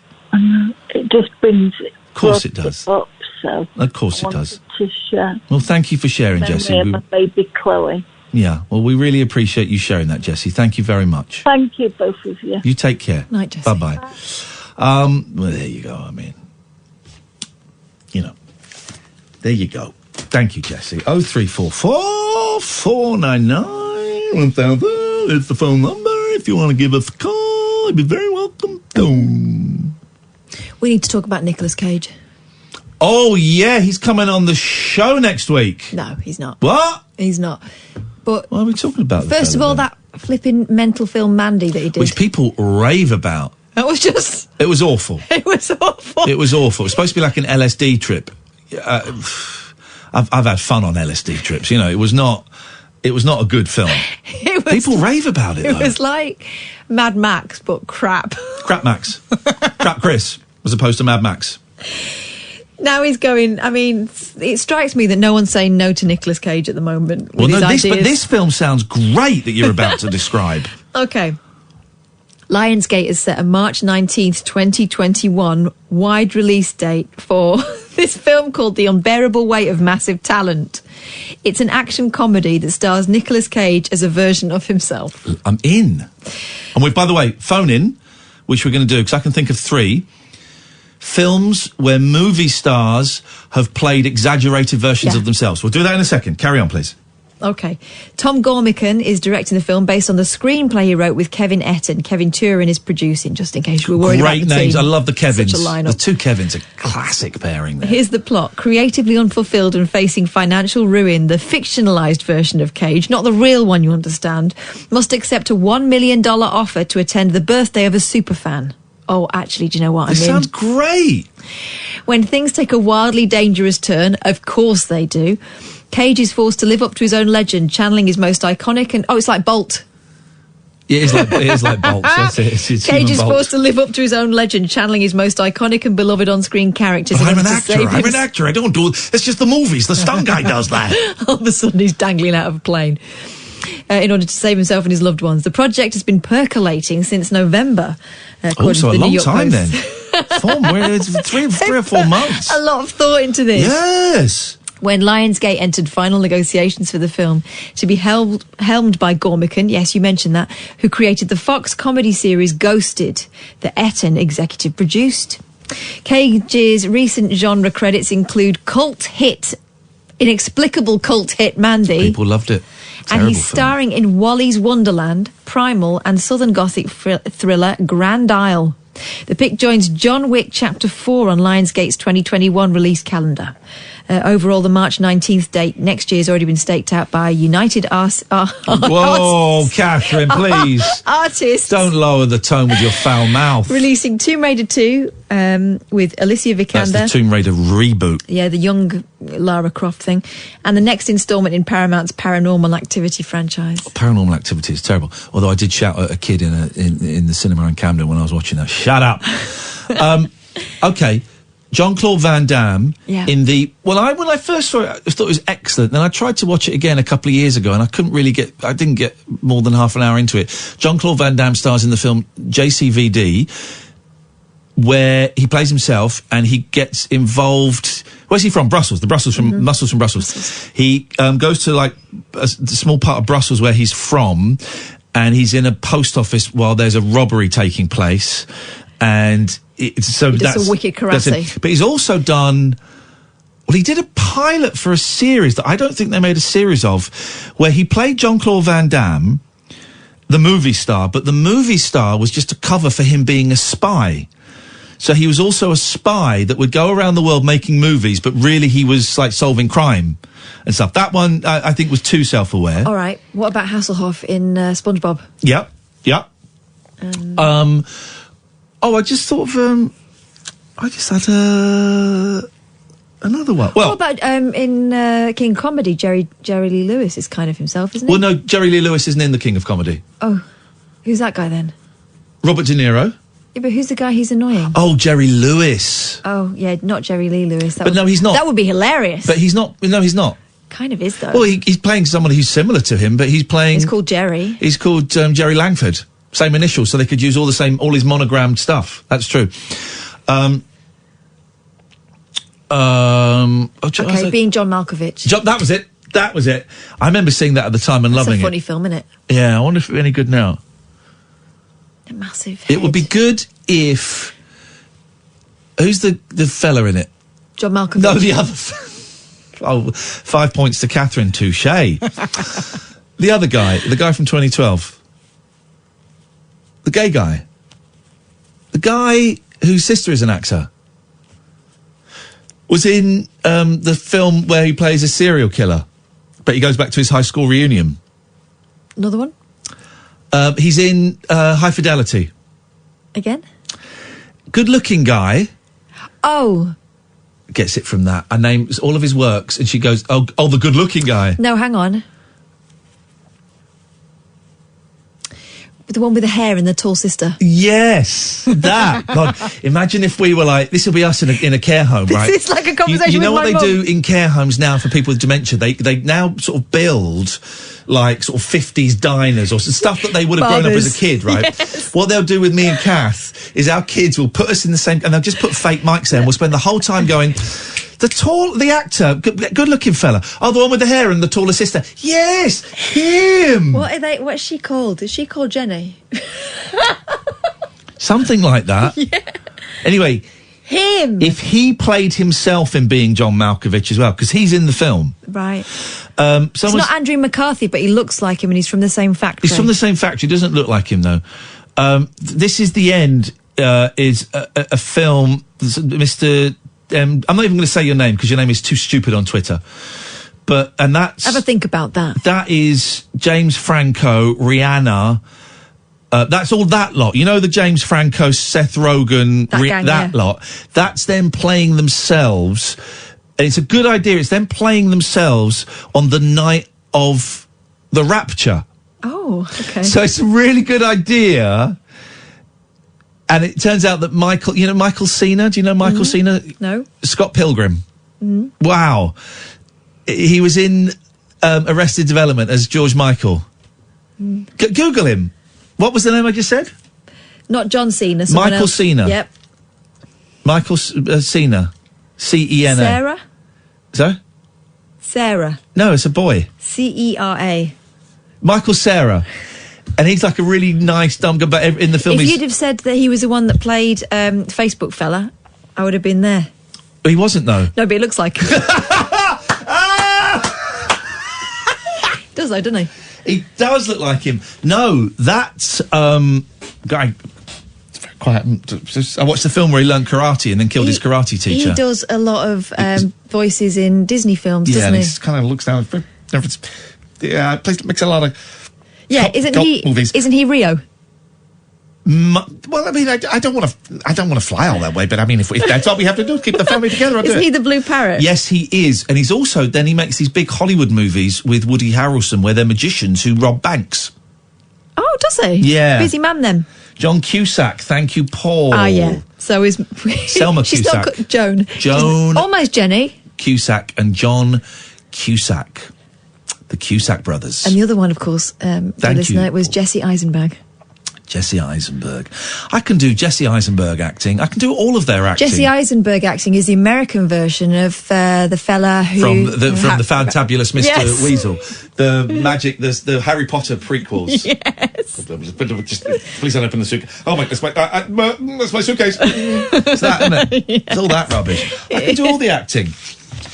Yeah, you can do the stuttery acting and the non-stuttery acting. So tell us about this film. I finished. Have you? Yeah. Okay. It's out next year, probably. It sounds awful, but brilliant. Al Pacino plays Al Pacino in Jack and Jill, the Adam Sandler film, which I've not seen yet, actually. I must check that out. That's not on Netflix. And Al Pacino falls in love with Jill, who is Adam Sandler's sister, played by Adam Sandler.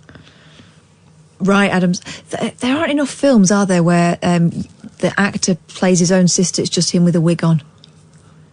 There are. Or daughter. I'm thinking Michael J. Fox when he played his kids. Yes. Didn't there was a black actor. Oh, there's Eddie Murphy. Yeah. Eddie Murphy played the entire family. But then the guys from White Chicks, didn't one of them play the Wayans brothers? Didn't the Wayans brothers, didn't they play his own daughter? Just getting Probably loads of... I think they love it. Can I just say to everybody... No, I will not say. Please don't. Now, right now, you're reported. He says my name is simple to say. Just say the bit the fingers are point at. Well, I don't know what that means. Try again in English. If everybody, could you please stop sending me gifs of John Cusack, please, because that John Cusack. Oh, is it? Has he? I've not seen that. He got cancelled recently, isn't he? Didn't he play Brian Wilson? Yes, he did. Should have just taken me there. I would have been. But he got cancelled recently. He defended something like a sexual assault. He didn't just defend Weinstein, did he? Weinstein. We'll find out. We'll let you. That's our tease to keep you hanging over the break. Why did John anti-Semitic? Well, that was the tease to keep him coming back after midnight. I'll tell you what it is. After these messages. He said something anti-Semitic. Well, we'll find out what he said. Well, it was something about anti-Semitism. We'll find out exactly No one's interested. They've got the gist. All right, well, you get the idea. Dickhead. Late night, Iain Lee on Talk Radio. Everybody, shh. Thank you all for coming. What a great party to celebrate our architect. You know, this remodel cost us an arm and a leg and then another arm and a leg.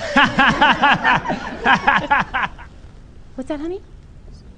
oh, Lexi has a little play that she'd like to perform that she put together for all of us. Let's hope it's better than her dad's Super Bowl picks. Otherwise, it's hard. Okay, and it's called... Okay, Lexi's Thing. All right, here we go. Here's Lexi. Here's Johnny. So first is that... Who wants to pick a card? Excuse me. The first part of this is... Excuse me. You aren't listening. No one is paying attention.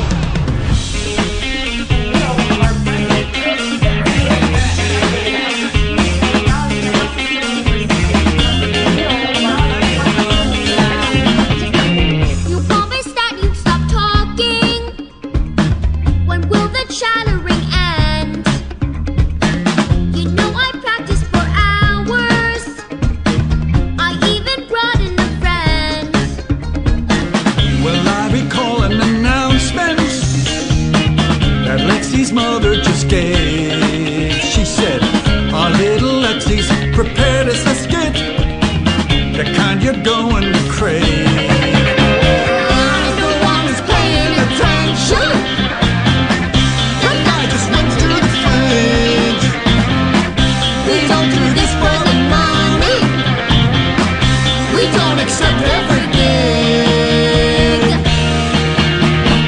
Well, guess what things you are missing? What we had planned for this crowd. 4 minutes of total perfection. But that bald guy talked too loud. Who? I'd wear my mom's blazer so I could play a newscaster. The news is that there is a new funny song. You'd all burst into cheers and laughter. We'd stuff pillows in shirts to look fat. We'd take a blanket and wrap up the cat. The cat would be our baby too. Are we some kind of joke to you? And then we'd both act out all look frozen. Then I would do a cartwheel. And then when she's done a cartwheel, I will also do a cartwheel. But you don't value our vision. You keep talking while we lip sync. And Mom, whose side is it you're on? Shushing all your friends with a wink. And you have to pay attention. This is a very big deal. We even thought about who sang what, but now our friendship is healed. You are not paying attention, so watch us run off in tears. You will regret the skit you missed out on. You will regret it for years. Mom's friend Patty, pay attention. Her adult son, pay attention. Some guy's wife, pay attention. Man with mustache, we respect you. Ronald Reagan, pay attention. Oh wait, he died. Never mind. Everybody, pay attention. Pay attention. Pay attention. It's like if they made a sequel to this. Is I mean, it's 7 past midnight on a show that no one listens to. So please, please indulge my nicheness. It's like if they that made a short sequel to True Stories. That's what that is. It's so good, so good. John Mulaney and the Sack Lunch Bunch on Netflix. I thoroughly recommend it. Of course, we would call it Inflix just to save time. 0344 499 1000. Good evening, Dale. Hello there, how are you? Very, very, very, very sleepy, Dale. But here's the rub. I know I will not fall asleep for about an hour and a half when I get into bed. Really?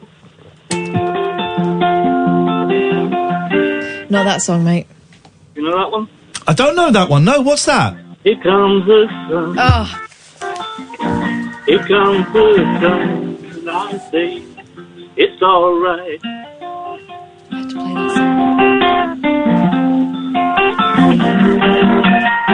Sun, sun, sun. Here it comes. That's great. Did you write that yourself? No, but I wrote this one in, and that's what I rang in to play. You mind? Oh, I don't mind. No, this guy's great. He just wrote a song about the sun, and now he's written this. Took about 3 minutes to write. I hope you can hear it. 3 minutes to write. The song lasts 5 minutes. I've been waiting here outside your door, and I wanted to know some more.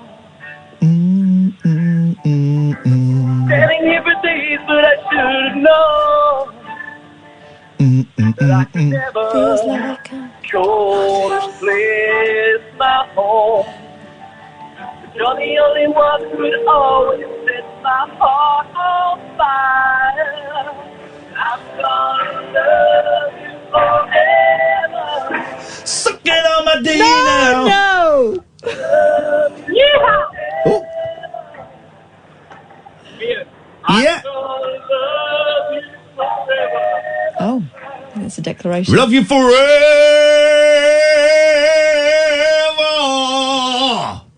All right. Yes, man. That's great, Dale. Thank you. Thank you. I've got one quick one before I go. Yeah, give me one quick one before you go.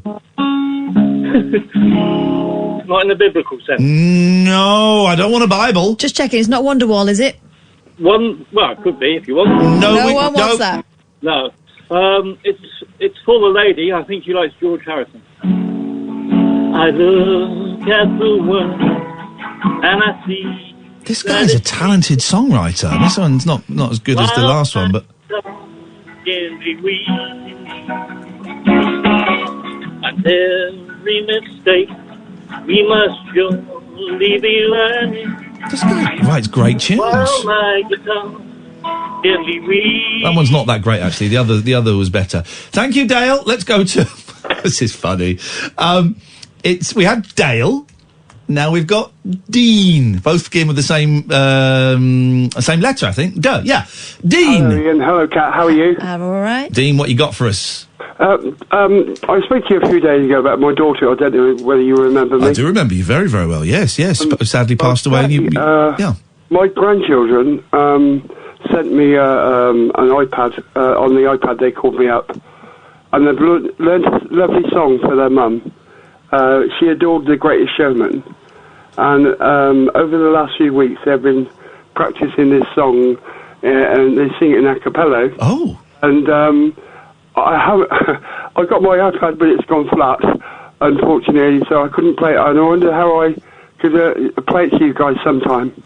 Well, I mean, you can play it down the phone. Here's the thing, as you will have heard from Dale there, playing stuff down the phone, it never sounds great, but if you get some juice in the iPad, we can try playing it down the phone and seeing how it sounds. Okay, could I give you a ring back on that, because it's absolutely flat, to be honest. Go and plug it in. We've got another 45 minutes of the show. If we don't do it tonight, we can do it tomorrow.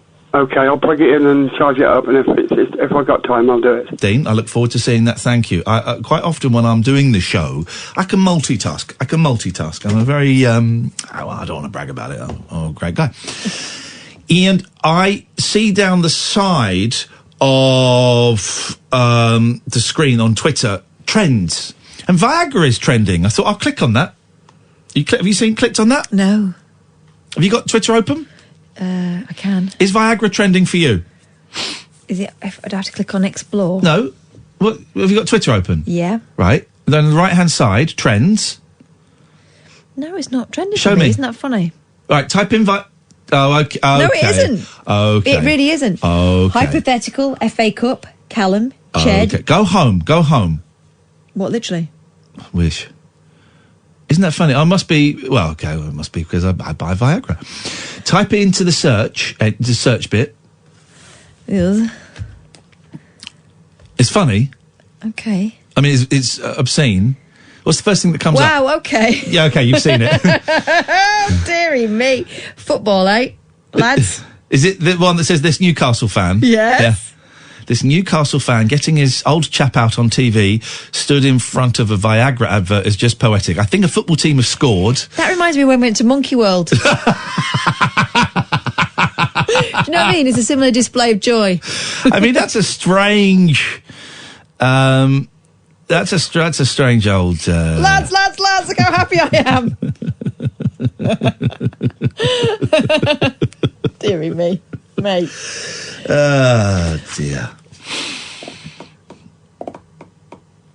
What have I written here?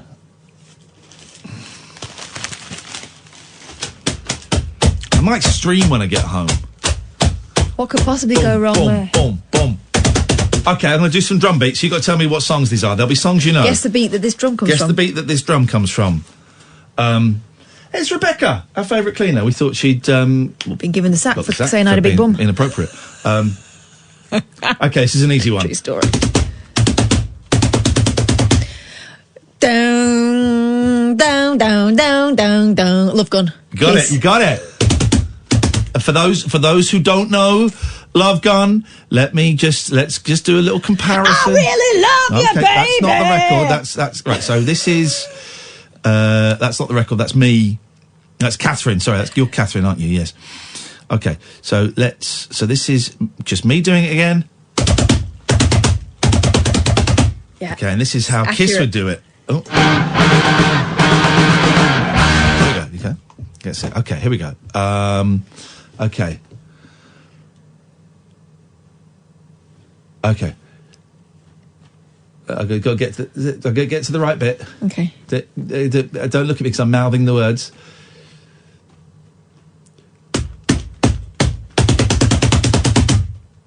Oh. It's a good one. You got it. You got it.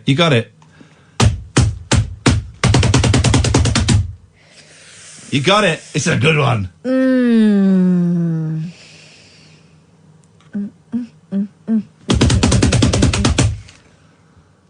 Oh, man. This is Is it Kiss again? It's not Kiss. No. Don't know. Okay, here we go. I can't. Okay, I can't quite cue it up because my skills are not that good. But so it's. Okay. Yep. Here we go. This is it. Here we go. Here we come, walking down the street. Don't forget, you're listening out for. Hey, right. That's what we're building up. Get the funniest looks from everyone we meet. Okay. That was nice. Okay. Can I do one? Yeah, but oh God, please. This is a really good one. Yes. Hang on, I need to hit it a bit This will harder. be Kiss, don't I? right? No. Okay.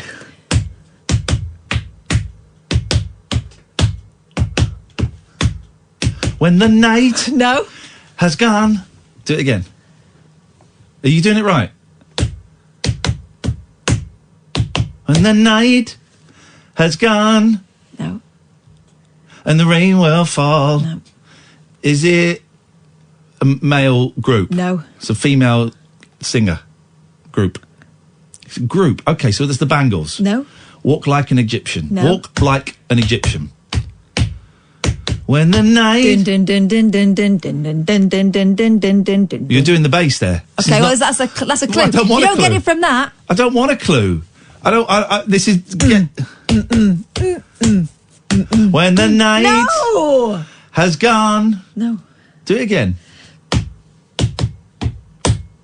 Our lips are sealed. No! That is Our Lips Are Sealed. I guarantee... Hang on.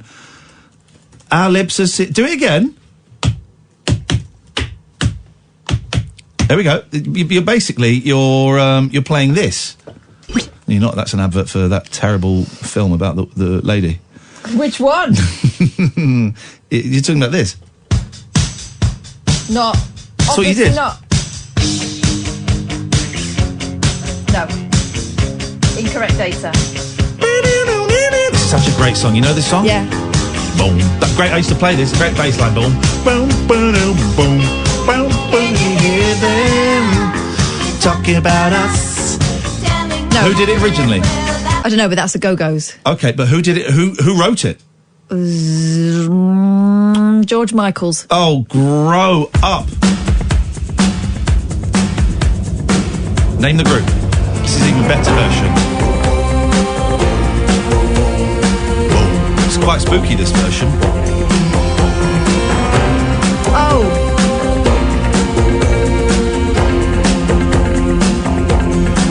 Can you hear them talking about us, telling lies? Is that A surprise. Can you see them? See right through. I'm doing an impression of him. It's a group. They have a shield, nothing can be revealed. it doesn't matter? Oh, no. Funboy 3. Oh, are you? Yeah, Funboy 3. Do you want to know what mine was? I think mine are better, but yeah. Wait.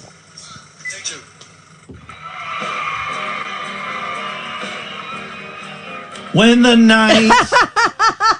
Dum, da dum, tss, dum, da dum. When the night... What is it? Be My Baby, you idiot. Oh, no, it wasn't. Yes, it was. Do it, you do it again. No, don't play that. Dum, no. dum. Do it with your hands. Stop that. Stop. Do it with your hands. That's not what you did. When the night... It's totally what I did. Totally not what you did. Come on. Did we do the break? Jeez, what is wrong with me? I'm not angry with anyone apart from me. I mean, it's exactly the same. If I had more rings on, Sorry? I would sound more jangly on the dum, da dum, jangly. Oh, that's how Ringo got the sound. This is Talk Radio. Late night, Iain Lee on Talk Radio.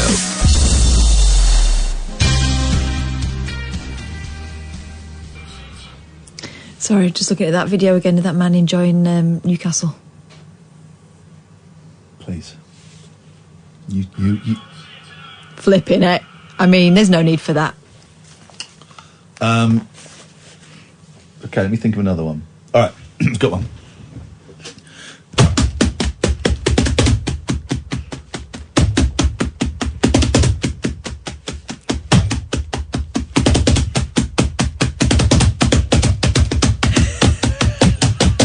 It's the face that goes with it. It's the best thing. Yeah, go on. What is that?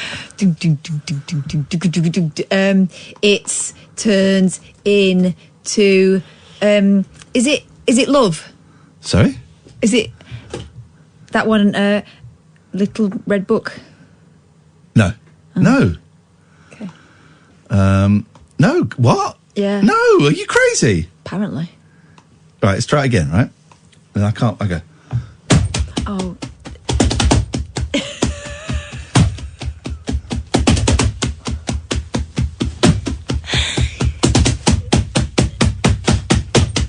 I've missed a little bit out. Yeah. That's it, it's this. You staring This is it, I've got it, I've done it wrong. This is it, this is it. It makes no difference. This I is don't it. know. Shh, listen to me. Look at me, everyone look at me. Oh.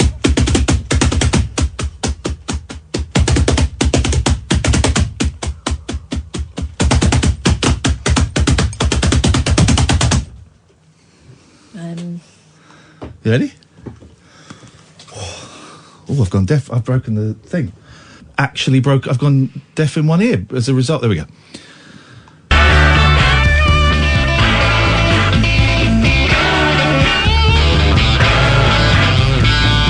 might have come in too late. Come in too late.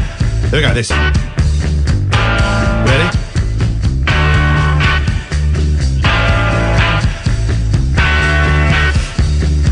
Come in too late. Here we go.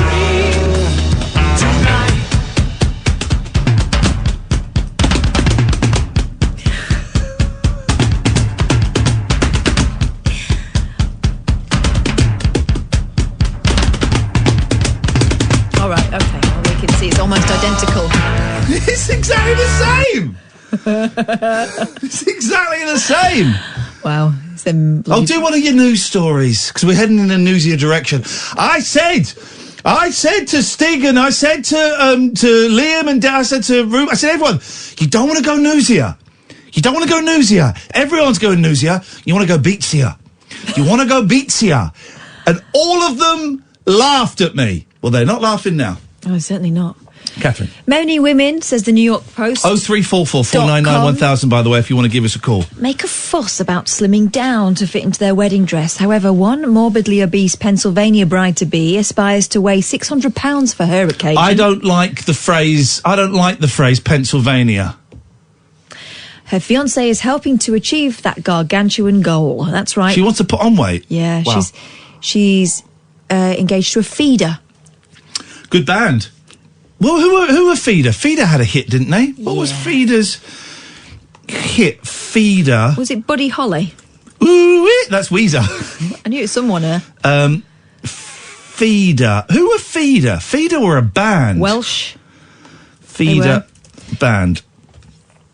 Feeder are a Welsh rock band formed in Newport. They've released 10 studio albums, 40 singles. All of these have spent a total of 183 weeks on the singles and albums charts. Well, that's nothing.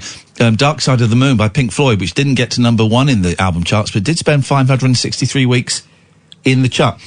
So let's find what's their biggest song. Let's have a little bit. There's the one here. There's one here called Buck Rogers. Let's have a listen. This is Feeder, and their song, Buck Rogers. This has had 1.5 million views. So just go. This is going to be a big one. Written by. Okay, here we go. Here we go. Feeder.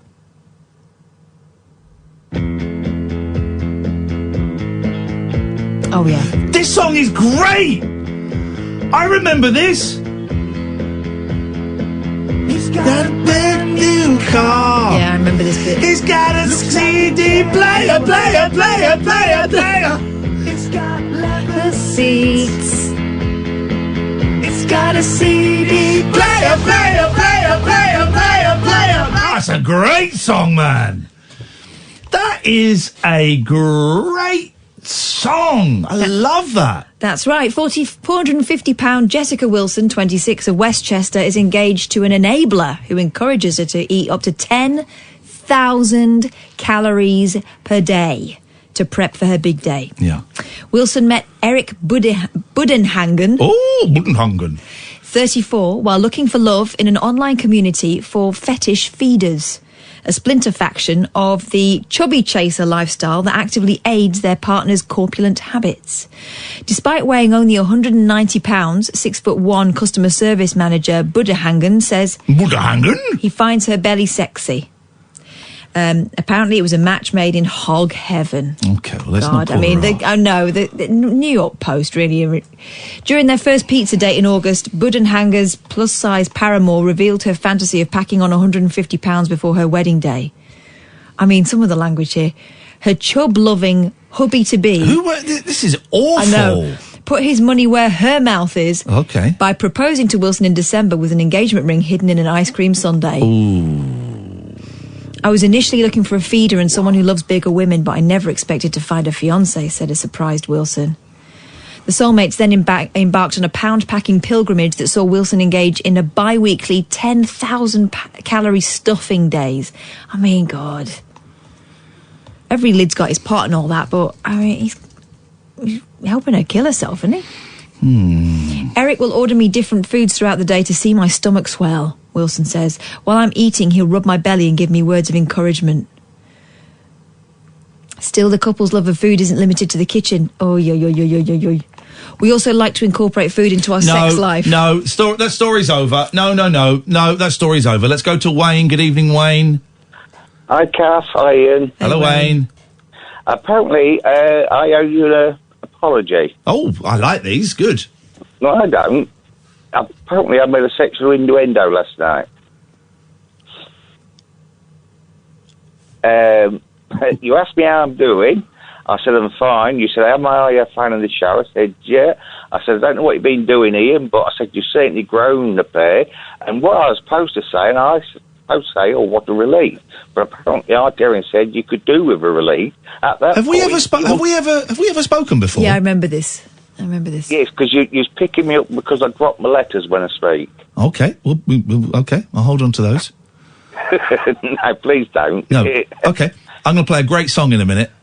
Oh, really? Yeah. What do you mean? That tone. Catherine Will. Do you remember the band Catherine Will? Sorry, I do apologise if I got a tone. It's... There it is. Well, again, let me do it again. Being sarcastic. Why is he being sarcastic? Really? Well, I'm so sorry if I've got a tone. Oh. What can we do for you tonight, Wayne? Oh, right, really? Yeah, I was thinking... Don't do that. You two guys, I was listening to you sing last night. I think you could be masked singers. Masked singers? Masked singers. Yeah, okay, well, you need to be... Well, I could be, but they didn't ask me to do it. Well... Do people know how TV works? You ring up and you say you fancy doing something. Oh, you guys, I mean, I was... Ian, your tones, your optics, your key change... My optics, my tones, my optics. Yeah, I'm a good... Here's the thing. I'm a good singer, and people are surprised at that. Well, Ian, because we have to listen to you talk for years, and suddenly now you're belting out these songs. You're a cat. I've always been singing. Please don't include her in that. I've always been singing. I've always been singing. Music is my first love. Music is my first love. And that's where my passion, because as you know, I grew up, my dad was a Baptist minister in Mississippi, and I grew up singing gospel in a black church in Mississippi the first 25 years of my life. So music has always been very, very close to my heart, and obviously my relationship with Jesus. It's only now, though, that people are starting to see the real talent I've got as a vocalist. As you say, my optics are spot on. Oh, God, yeah. I mean, I was quite amazed, and I thought, wow. Yeah. Yeah. Okay, well, thank you, Wayne. Thank you. This is a great song. This is a great song. Do you know this one? Yeah. It's called The 90s. A lot of them sounded like this. Yeah, this is great, though. Every now and then this pops up on my iPod.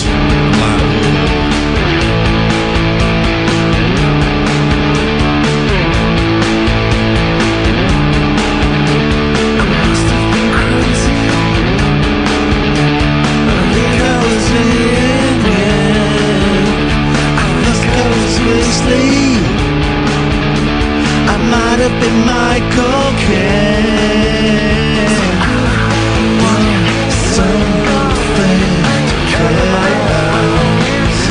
Listen, this is such a great song, man. Then just drops out.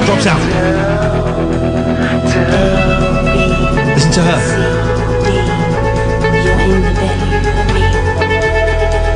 You sleep, you breathe. Something delicious. It's a great song. It is. It sounds like a lot of songs from back then. It does.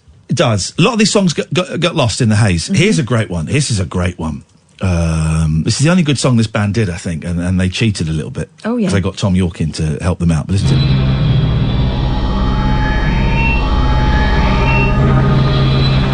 This is great.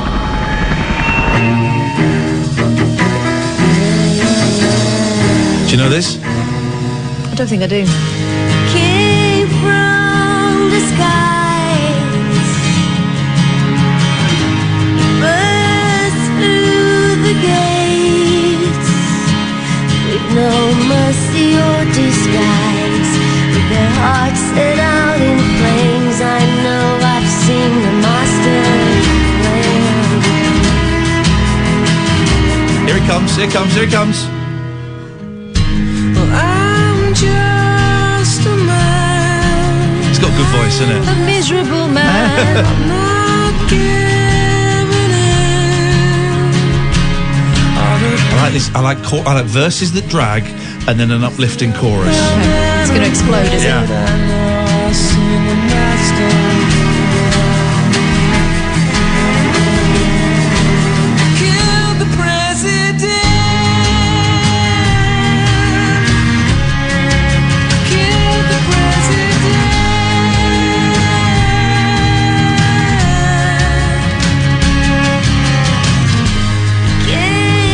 Goes on.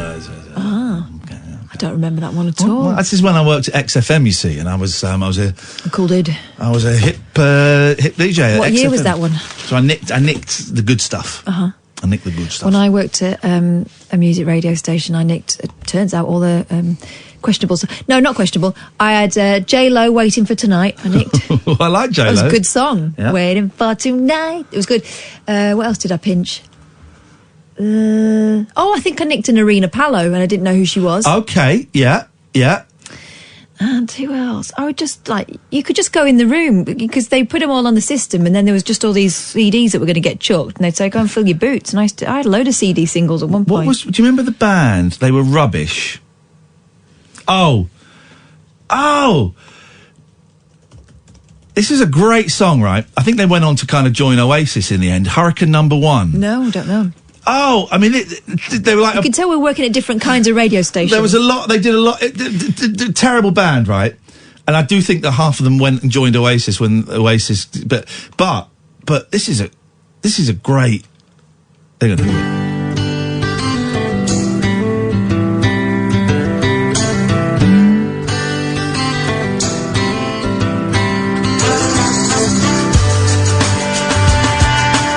Again, it's that drums, those horns. Yeah. That's the 90s. That's the late 90s.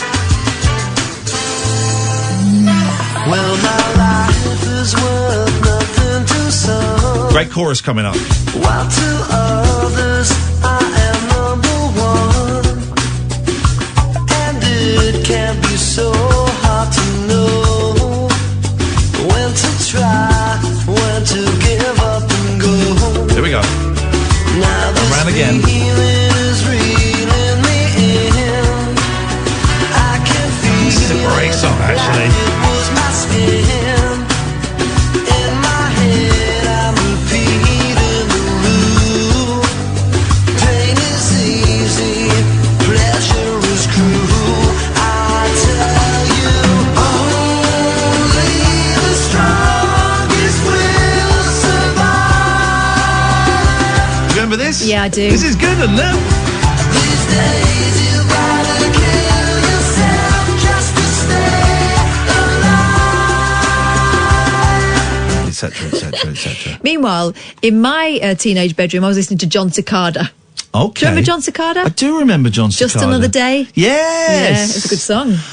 He was pally with, Gloria Estefan and all those people. Gloria Estefan? Yeah. Gloria Estefan. Gloria Estefan. You said Gloria Estefan. Gloria Estefan. Okay, yeah, she's good. I used to love her. I had Music Box by Mariah Carey. Did you? Got it from the library and taped it. I'm going to pay for it. I secretly loved that. That was a good album. Miles! Good evening. Good evening, Miles. Welcome to the 90s. How She can had we good help optics, you? didn't she, She Mariah? had great optics. I want to go back about an hour when you were discussing actors parodying themselves. Oh, yeah. He said Miles has had enough of this crap music. He's like, God, I've got to find a reason to phone up and stop them. Oh, that thing they did an hour ago that didn't take off. Yes. I'm afraid I was driving home from work. I actually got pulled over by the police for speeding, so I missed a bit for the news. Oi. Did you get any points or did he just tick you off? I got a ticking off, which I was very grateful. Oh, we've all done that. over. I'm so sorry, officer. I can only apologise. I will never do it again, sir or madam. Yes. Well done. It was definitely. Anyway, it was the Matt Damon and Ben Affleck in the Silent J and. Are they them? Silent J and Bob Strike Back or something? Yeah. In the they appear in most of them. But the one that strikes back, they actually parody themselves as like punchy actors that don't have time for people, which is quite... I went through a thing of, what's his name? Kevin Smith, isn't it? I went through a thing of watching Kevin Smith, because I interviewed him. He came on the radio show that I was doing, and I didn't really know his stuff, so I kind of got into his films. I wonder... It's one of my favourites. Say that again. I love... Dogma is one of my favourites. I couldn't get into Dogma. I tried it, and about half an hour into it, I went, you know what? I'm all right, thanks very much indeed. What was the film he was promoting? It was his last film he was ever going to make, and of course he's since gone on to make 3 or 4 more films. It was awful. It was like 3 films in one. Oh, I don't know. No, I'm thinking of the one where sort of like a gun shootout one. In the cult, wasn't there a cult? Yeah. And did you ever remember the name of John Cusack? I don't know if you. No, we didn't. We didn't remember John Cusack's name. So can you tell it to us now? His Joan and his sister Joan. So so John Cusack, who we didn't name earlier, was John Cusack. Excellent. And his sister's called John too. John. And his sister's Joan. That is odd that they've got the similar names. Yeah, that's a bit like George Foreman and George Foreman Jr. And well, it's not Georgina Foreman. Okay. Well, it's not. Well, hang on. Unless you're saying George Foreman's son has a sister called Georgina Foreman. Yeah, as far as I know, all the family of George Foreman is George. Come on, that's like being a Pontipine. You can't all have the same name. That is a little bit. That's messed up. I've got to look that up. And that would imply. Are you suggesting that Miles is a liar? No, but I want to see it with my own eyes. By all means, Google it. I'm gonna. There's another film as well. What about Arnie in Last Action Hero, where he kind of parodies a... But he's not playing Arnie, though, is he? No, he's not playing Arnold Schwarzenegger. What are the rules of your... Yeah. The rules are they have to be playing themselves. Katherine has just recoiled from the computer. You've not seen that Newcastle fan again, have you? What have you seen, Katherine? He has got 12 children. Holy jackamole, put something on the end of it. Hang on. And one of them's called Georgette. Let me just check. I've lost the thing. Carry on, and I'll jump in when I. There was another film. It's the guy that's in The Evil Dead, whose name I can't remember. Campbell. Bruce Campbell. Doesn't he play Bruce Campbell in a? Yes, he did, because I went and saw him and I interviewed him around the time. Yes, I remember that interview on LBC. Yeah, he was good, and he played Bruce Campbell in a film where he's like. He goes to a town and then loads of spooky stuff happens and they go, well, you're Bruce Campbell. You must be able to deal with this. I can't think what it was. No. Katherine? Okay, his boys are called George Jr., George the Third, oh, no. George the Fourth, no. George the Fifth, Holy George the Sixth. He's got 7 Miles? daughters, one of which is called Georgetta. I mean, that implies a level of thickness and stupidity that we can only dream of. Courtney Isaac Foreman. Isabella Foreman lives in Sweden, where she's blogged since 2010 under the name of Bella Nutella. Just go through this again, Miles. You may want to write these down. If you now that you're home safe, get a pen and pencil. Everybody, please jot this down. Katherine is going to name the 5 sons. All of George Foreman's sons: George Jr., George the Third, George the Fourth, George the Fifth, George the Sixth. Miles, you've really taken us to a very, very dark and unpleasant place. Thank you for that. Well, I'm sorry. Thank you. I don't think George... Thank you, Miles. I don't think George knows... That's not how kings are named. They're not all brothers. It's the lineage. Father to son. It's not brothers. Oh, that's horrendous. Might as well just give them numbers. That's what the Victorians used to do. They used to you get a proper name if you survived until a reasonable age. There you go, you see. But also another thing the Victorians wouldn't have, they wouldn't have very lean, fat-free meat. 0344 499 1000, that's a reference to the grill for... Have you ever eaten that meat? I've not eaten George Foreman's meat. My mum has. I bet it's nice. Well, I don't know. It's at an angle. That's the gimmick. I don't know whether she did it wrong, but it was like eating an inner soul. It's better than eating another kind of soul. I like juicy meat. Yeah. So I would just I would get a straw and snort up the juice from the trough, from the drain. Doesn't that just turn it into dripping? Oh, I fancy some dripping. Yuck. This... Jeff says Bruce Willis and Julia Roberts playing themselves in Ocean's 12. I didn't know that. I'm going to watch it tonight. It's Talk Radio. Late night, Iain Lee on Talk Radio. Sophie has just sent me a really nice message on Facebook. Via my page. Just look from Iain Lee on all of the social medias. Saying she really enjoyed Chip. Even though she's published it publicly so people can see it, I'm not going to read out what you said, but she really enjoyed Chip and she identified with a lot of what was said. If you missed the first hour, we'll put Chip Summers out as a podcast later, and he's a good man and he's well worth listening to. Let's go to now, Katherine. Yeah. Just can I ask a favour for this next call, please? Yeah. Be gentle. I'm always put kid gloves on. Go carefully. If you wouldn't mind. It's Paul from Caerphilly, the place in Wales. Good evening, Paul. Welcome to the show. Good evening, buddy. How are you, man? You okay? None of your freaking business, you goddamn piece of trash. Whoa, what happened to Caerphilly? I'm a little bit raw. I'm hungry. I'm good. Paul, what you got? I've got another song for you, buddy, from the 90s. Bring it on. Of those... you ready for this? This is Amazing Mind. Come Back to What You Know by Embrace. I struggle with Embrace because they're rubbish. I know, but this song is just incredible. All right, we're gonna... I don't think I've ever listened to them. A boy in a bar gave me a CD of Embrace once. I don't really know why. I never played it. That wasn't the hit. What was the Embrace hit? They had a hit. Yeah, this was the big hit, this one. Okay, here we go. Huge chorus. There we go. Come back to what you know. Take everything real slow. No. No, trust me, dude. No, I know it. I know the song. I know the song. No. What? Crushed him. Sing along as well. No. Oh, Paul. No. Okay. Sorry, Paul. Gutted. You should be. That was an awful choice. There's a great version of a song by. I'm not going to say the name because it'll put you off.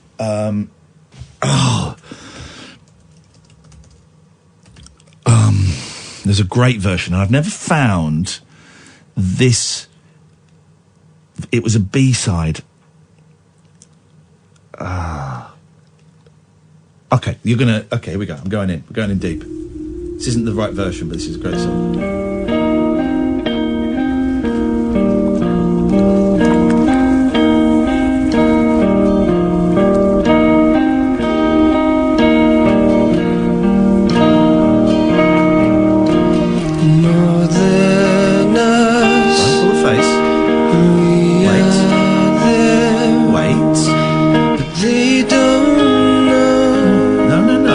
Listen. It's more than you, and it's more than I, but it's more. Wait. And everybody calls. Breathe out, you'll die. I'm not really sure if it's love.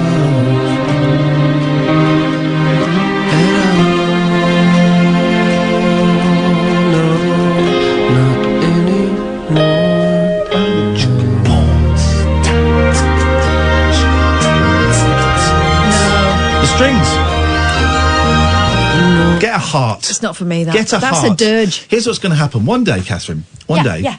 One day. Yeah. I'm going to make you fall in love with me. Oh, my God. Yeah, Why? yeah, Why yeah. would you do that? For revenge. One day, I'm going to make you fall in love with me. I'm going to court you. It's going to be a strange thing where you're going to go, yeah, okay, fine. It's going to take a long time. We're going to get married. No. And Why would I do that? because you are easily led by the bad boys. We're going to get married. No. And this is going to be our first song. Jesus. I've never been more depressed about the future in my And then we're going to, as we life. dance, we're going to look at each other's in the eyes. And I'll say, can you please let me No, go? it's going to, song's going to go dance and everyone's going to be applauding. No, they won't. Yeah. And we get to the end of the I'll song. be mouthing, help me. Help me.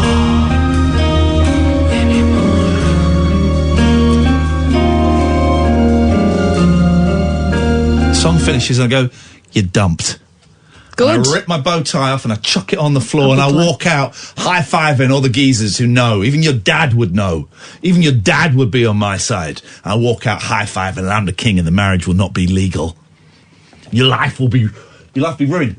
Because of this, because of you not liking a song I just played you. How petty are you? How petty are you? Am I? How petty are you? That is happening. That's happening. It's never going to happen. Because of the last 3 minutes. Got to think about your actions. That's a lesson to everybody, actually. He'll And marry you, you if as you're well, careful. Amy. Actually, He'll marry you just to show you. I'll do it. Don't think he won't. Think about your actions. Okay, Catherine's life is ruined. Tatters. Next 20 years, nightmare. Right? It's going to take 20 years. Nightmare. It's ruined because she didn't like a song that I played her. I mean, it was balls. Thank you very much indeed. Let's go to James. That song was packed. Yay! Now Okay. you're going to get married to him. James has been cut off. There we go. It's as simple as that. James has been cut off. I'm going to have a gay marriage with James. I'm going to make him gay. Also known as a marriage. It's a gay marriage because we'll be gay men. A couple of gay men having a marriage. Not in a Christian church, in a gay church. Oh. with gay food. Gay cake. Gay cake, gay Made by- celebrant. Who's going to make the gay cake? I know a nice little gay bakers in Gay Island. And then I'm going to dump him. I'll probably do the same thing. Yeah. I'll probably do the same thing I did with you, actually, with the same song. So, Yeah. I'm going to get in touch with him on Facebook. Okay. He won't be on it. He'll be on Gay Book. As he's a gay man. Okay. I didn't know that song meant so much to you. Well, you do now. You do now. That you're willing to take vengeance in such a manner. Yeah.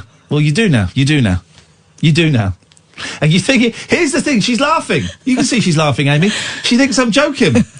Everything I've said is true. Yeah. Everything I've said is true and will come to pass. It will not come to pass. It will come to pass. It will. My wedding speech.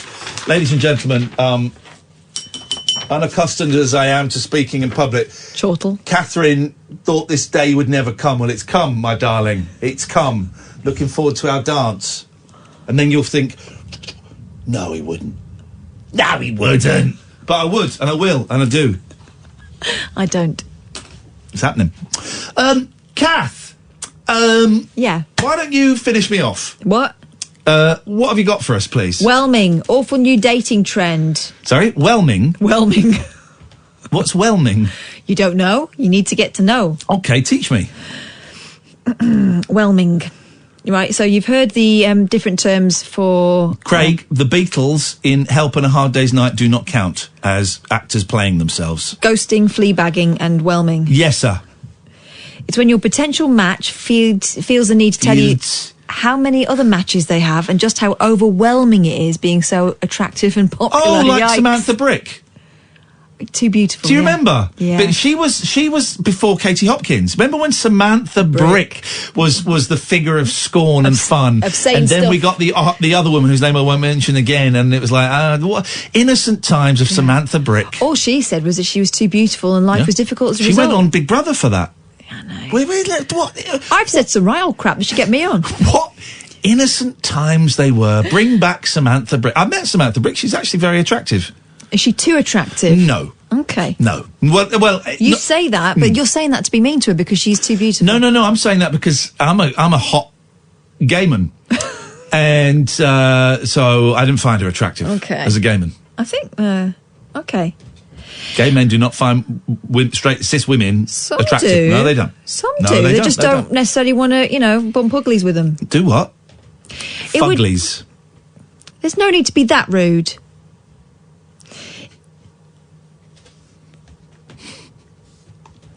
I think you've overstepped a mark. I don't there. actually know what it means. I don't know what it means. Effing ugly. What's That's what your it means. language? That's what it means. By now you're probably wondering, why would anyone want to come across as such a narcissist as to whelm somebody? Well, by giving off this impression that you're inundated with numerous matches and therefore so desirable that you aren't a priority to them, they hope that you'll try harder to win their affection. Okay, I can be a tryhard. I know. Senior health editor at self.com. It's Spanish, gentlemen, is it? Senior, not senor. Senor. I'm having fun. Also, we're talking about narcissists and there's someone that works for self.com. Okay, yeah. Patia Braithwaite has some tips on how to deal with whelming. So if someone tries to whelm you, this is what you do. Okay, give me let's have the tips. The first time it happened to her, she asked her match a series of quick-fire questions. How frequently are you swiping? Do you know how you can control the flow of matches by swiping right, less? Are you unaccustomed to this much attention from interested people? All of which received rather uninteresting answers. She believes whelming is a new version of the old-fashioned pick-up tactic, negging. Is that like pegging? No! Is that like Simon pegging, where you go to America and you ruin a classic franchise? No. It's quite a clever joke. I know. Didn't actually ruin it, but it's all I can actually think of. revitalised it for He many breathed people. fresh life into it. So I apologise for the content, but I was thinking on my feet. Oh. Thank you. Bless you. Sit down. It sees people giving backhanded compliments to throw your confidence off, and it's supposed to make you more attracted to them. That jumper's not nice. You stink. Is that a backhanded compliment? It's just horrible. Okay, but accurate. As soon as your match shows signs of whelming or its ancestor, negging, get rid, is the advice from the Daily Mirror. This is on Tinder, right? Yeah. Well, just online dating generally. Remember when we put the show on Tinder? Yeah. And they got pulled us banished. off within like 2 days. We got pulled off. Yeah. So quick. So, I mean, it's the second masturbatory joke I've done. Oh, we should stop. I'm going to. Finished. It's never happened. I'm just waiting for Daryl to come in. He's out there. Come in. Hi, everybody. Hey, Daryl. I didn't know that you used to, well, I didn't know you used to work for the X. You used to work for the Mighty X. I worked at XFM when it was good. I worked at it when it went downhill. 99. Did you work at it when... Remember they went automated, didn't they, in the daytime? Yeah, I came in after that, actually. Okay, when they got rid of all the presenters between breakfast and drive. What, and then realised it was a big mistake. And then realised it was a horrendous idea. But I was there from... late 98 for a couple of years. They were golden years. No one listened, but we had the freedom to do whatever we wanted. It was wonderful. times, Claire yeah. Sturgis was there, who was fab. The guy that Ian Camfield was there. Camfield, who comes on the show sometimes. We comes have on the Camfield show, yeah, he's show. now a right-wing... he is. Yep. Bizarrely. John Kennedy. John Kennedy. I think he's still there, is he, John Kennedy? He's still Do you know, I don't know. I don't listen. It's okay now, actually. It's got better again, I think. What is it now? Well, it's Radio X, isn't it? It's Radio And X, got, right. You've got Moyles on at breakfast. And, Right. Was Johnny Vaughan still there? Johnny Vaughan's still there, yeah. Oh, I was thinking about him the other day. He's an interesting character. Various other types. So it's kind of it's sort of it's So a you life. worked at the London one or the Manchester one? I went in and I sucked the life out of it. Is what I did. I took all the life and the energy out of it. And then that's when they had to rebrand it to Radio X. Well, that's the way. Listen, keep killing those radio stations, my friend. That's the plan. That's That's you the and me. plan. Tag team. It was Manchester. Yeah, it was Radio X. Okay, so it wasn't the proper one. So it wasn't Okay. the real one. Oh, It come wasn't. on. No, Hey. it wasn't. No, it really wasn't. It was Jason basically Manford me. was doing breakfast there, wasn't he? Clint Boone. Oh, love Clint Boone. One of my favourite people. I on the love planet. Clint Boone. Yeah, he's a classic guy. Although he isn't didn't stick up for me when Bez was abusing me, he just sort of stood there laughing. It was horrible. Anyway, we're out of time. Oh. Listen to Daryl, it'll be good. Talk Radio. Talk Radio.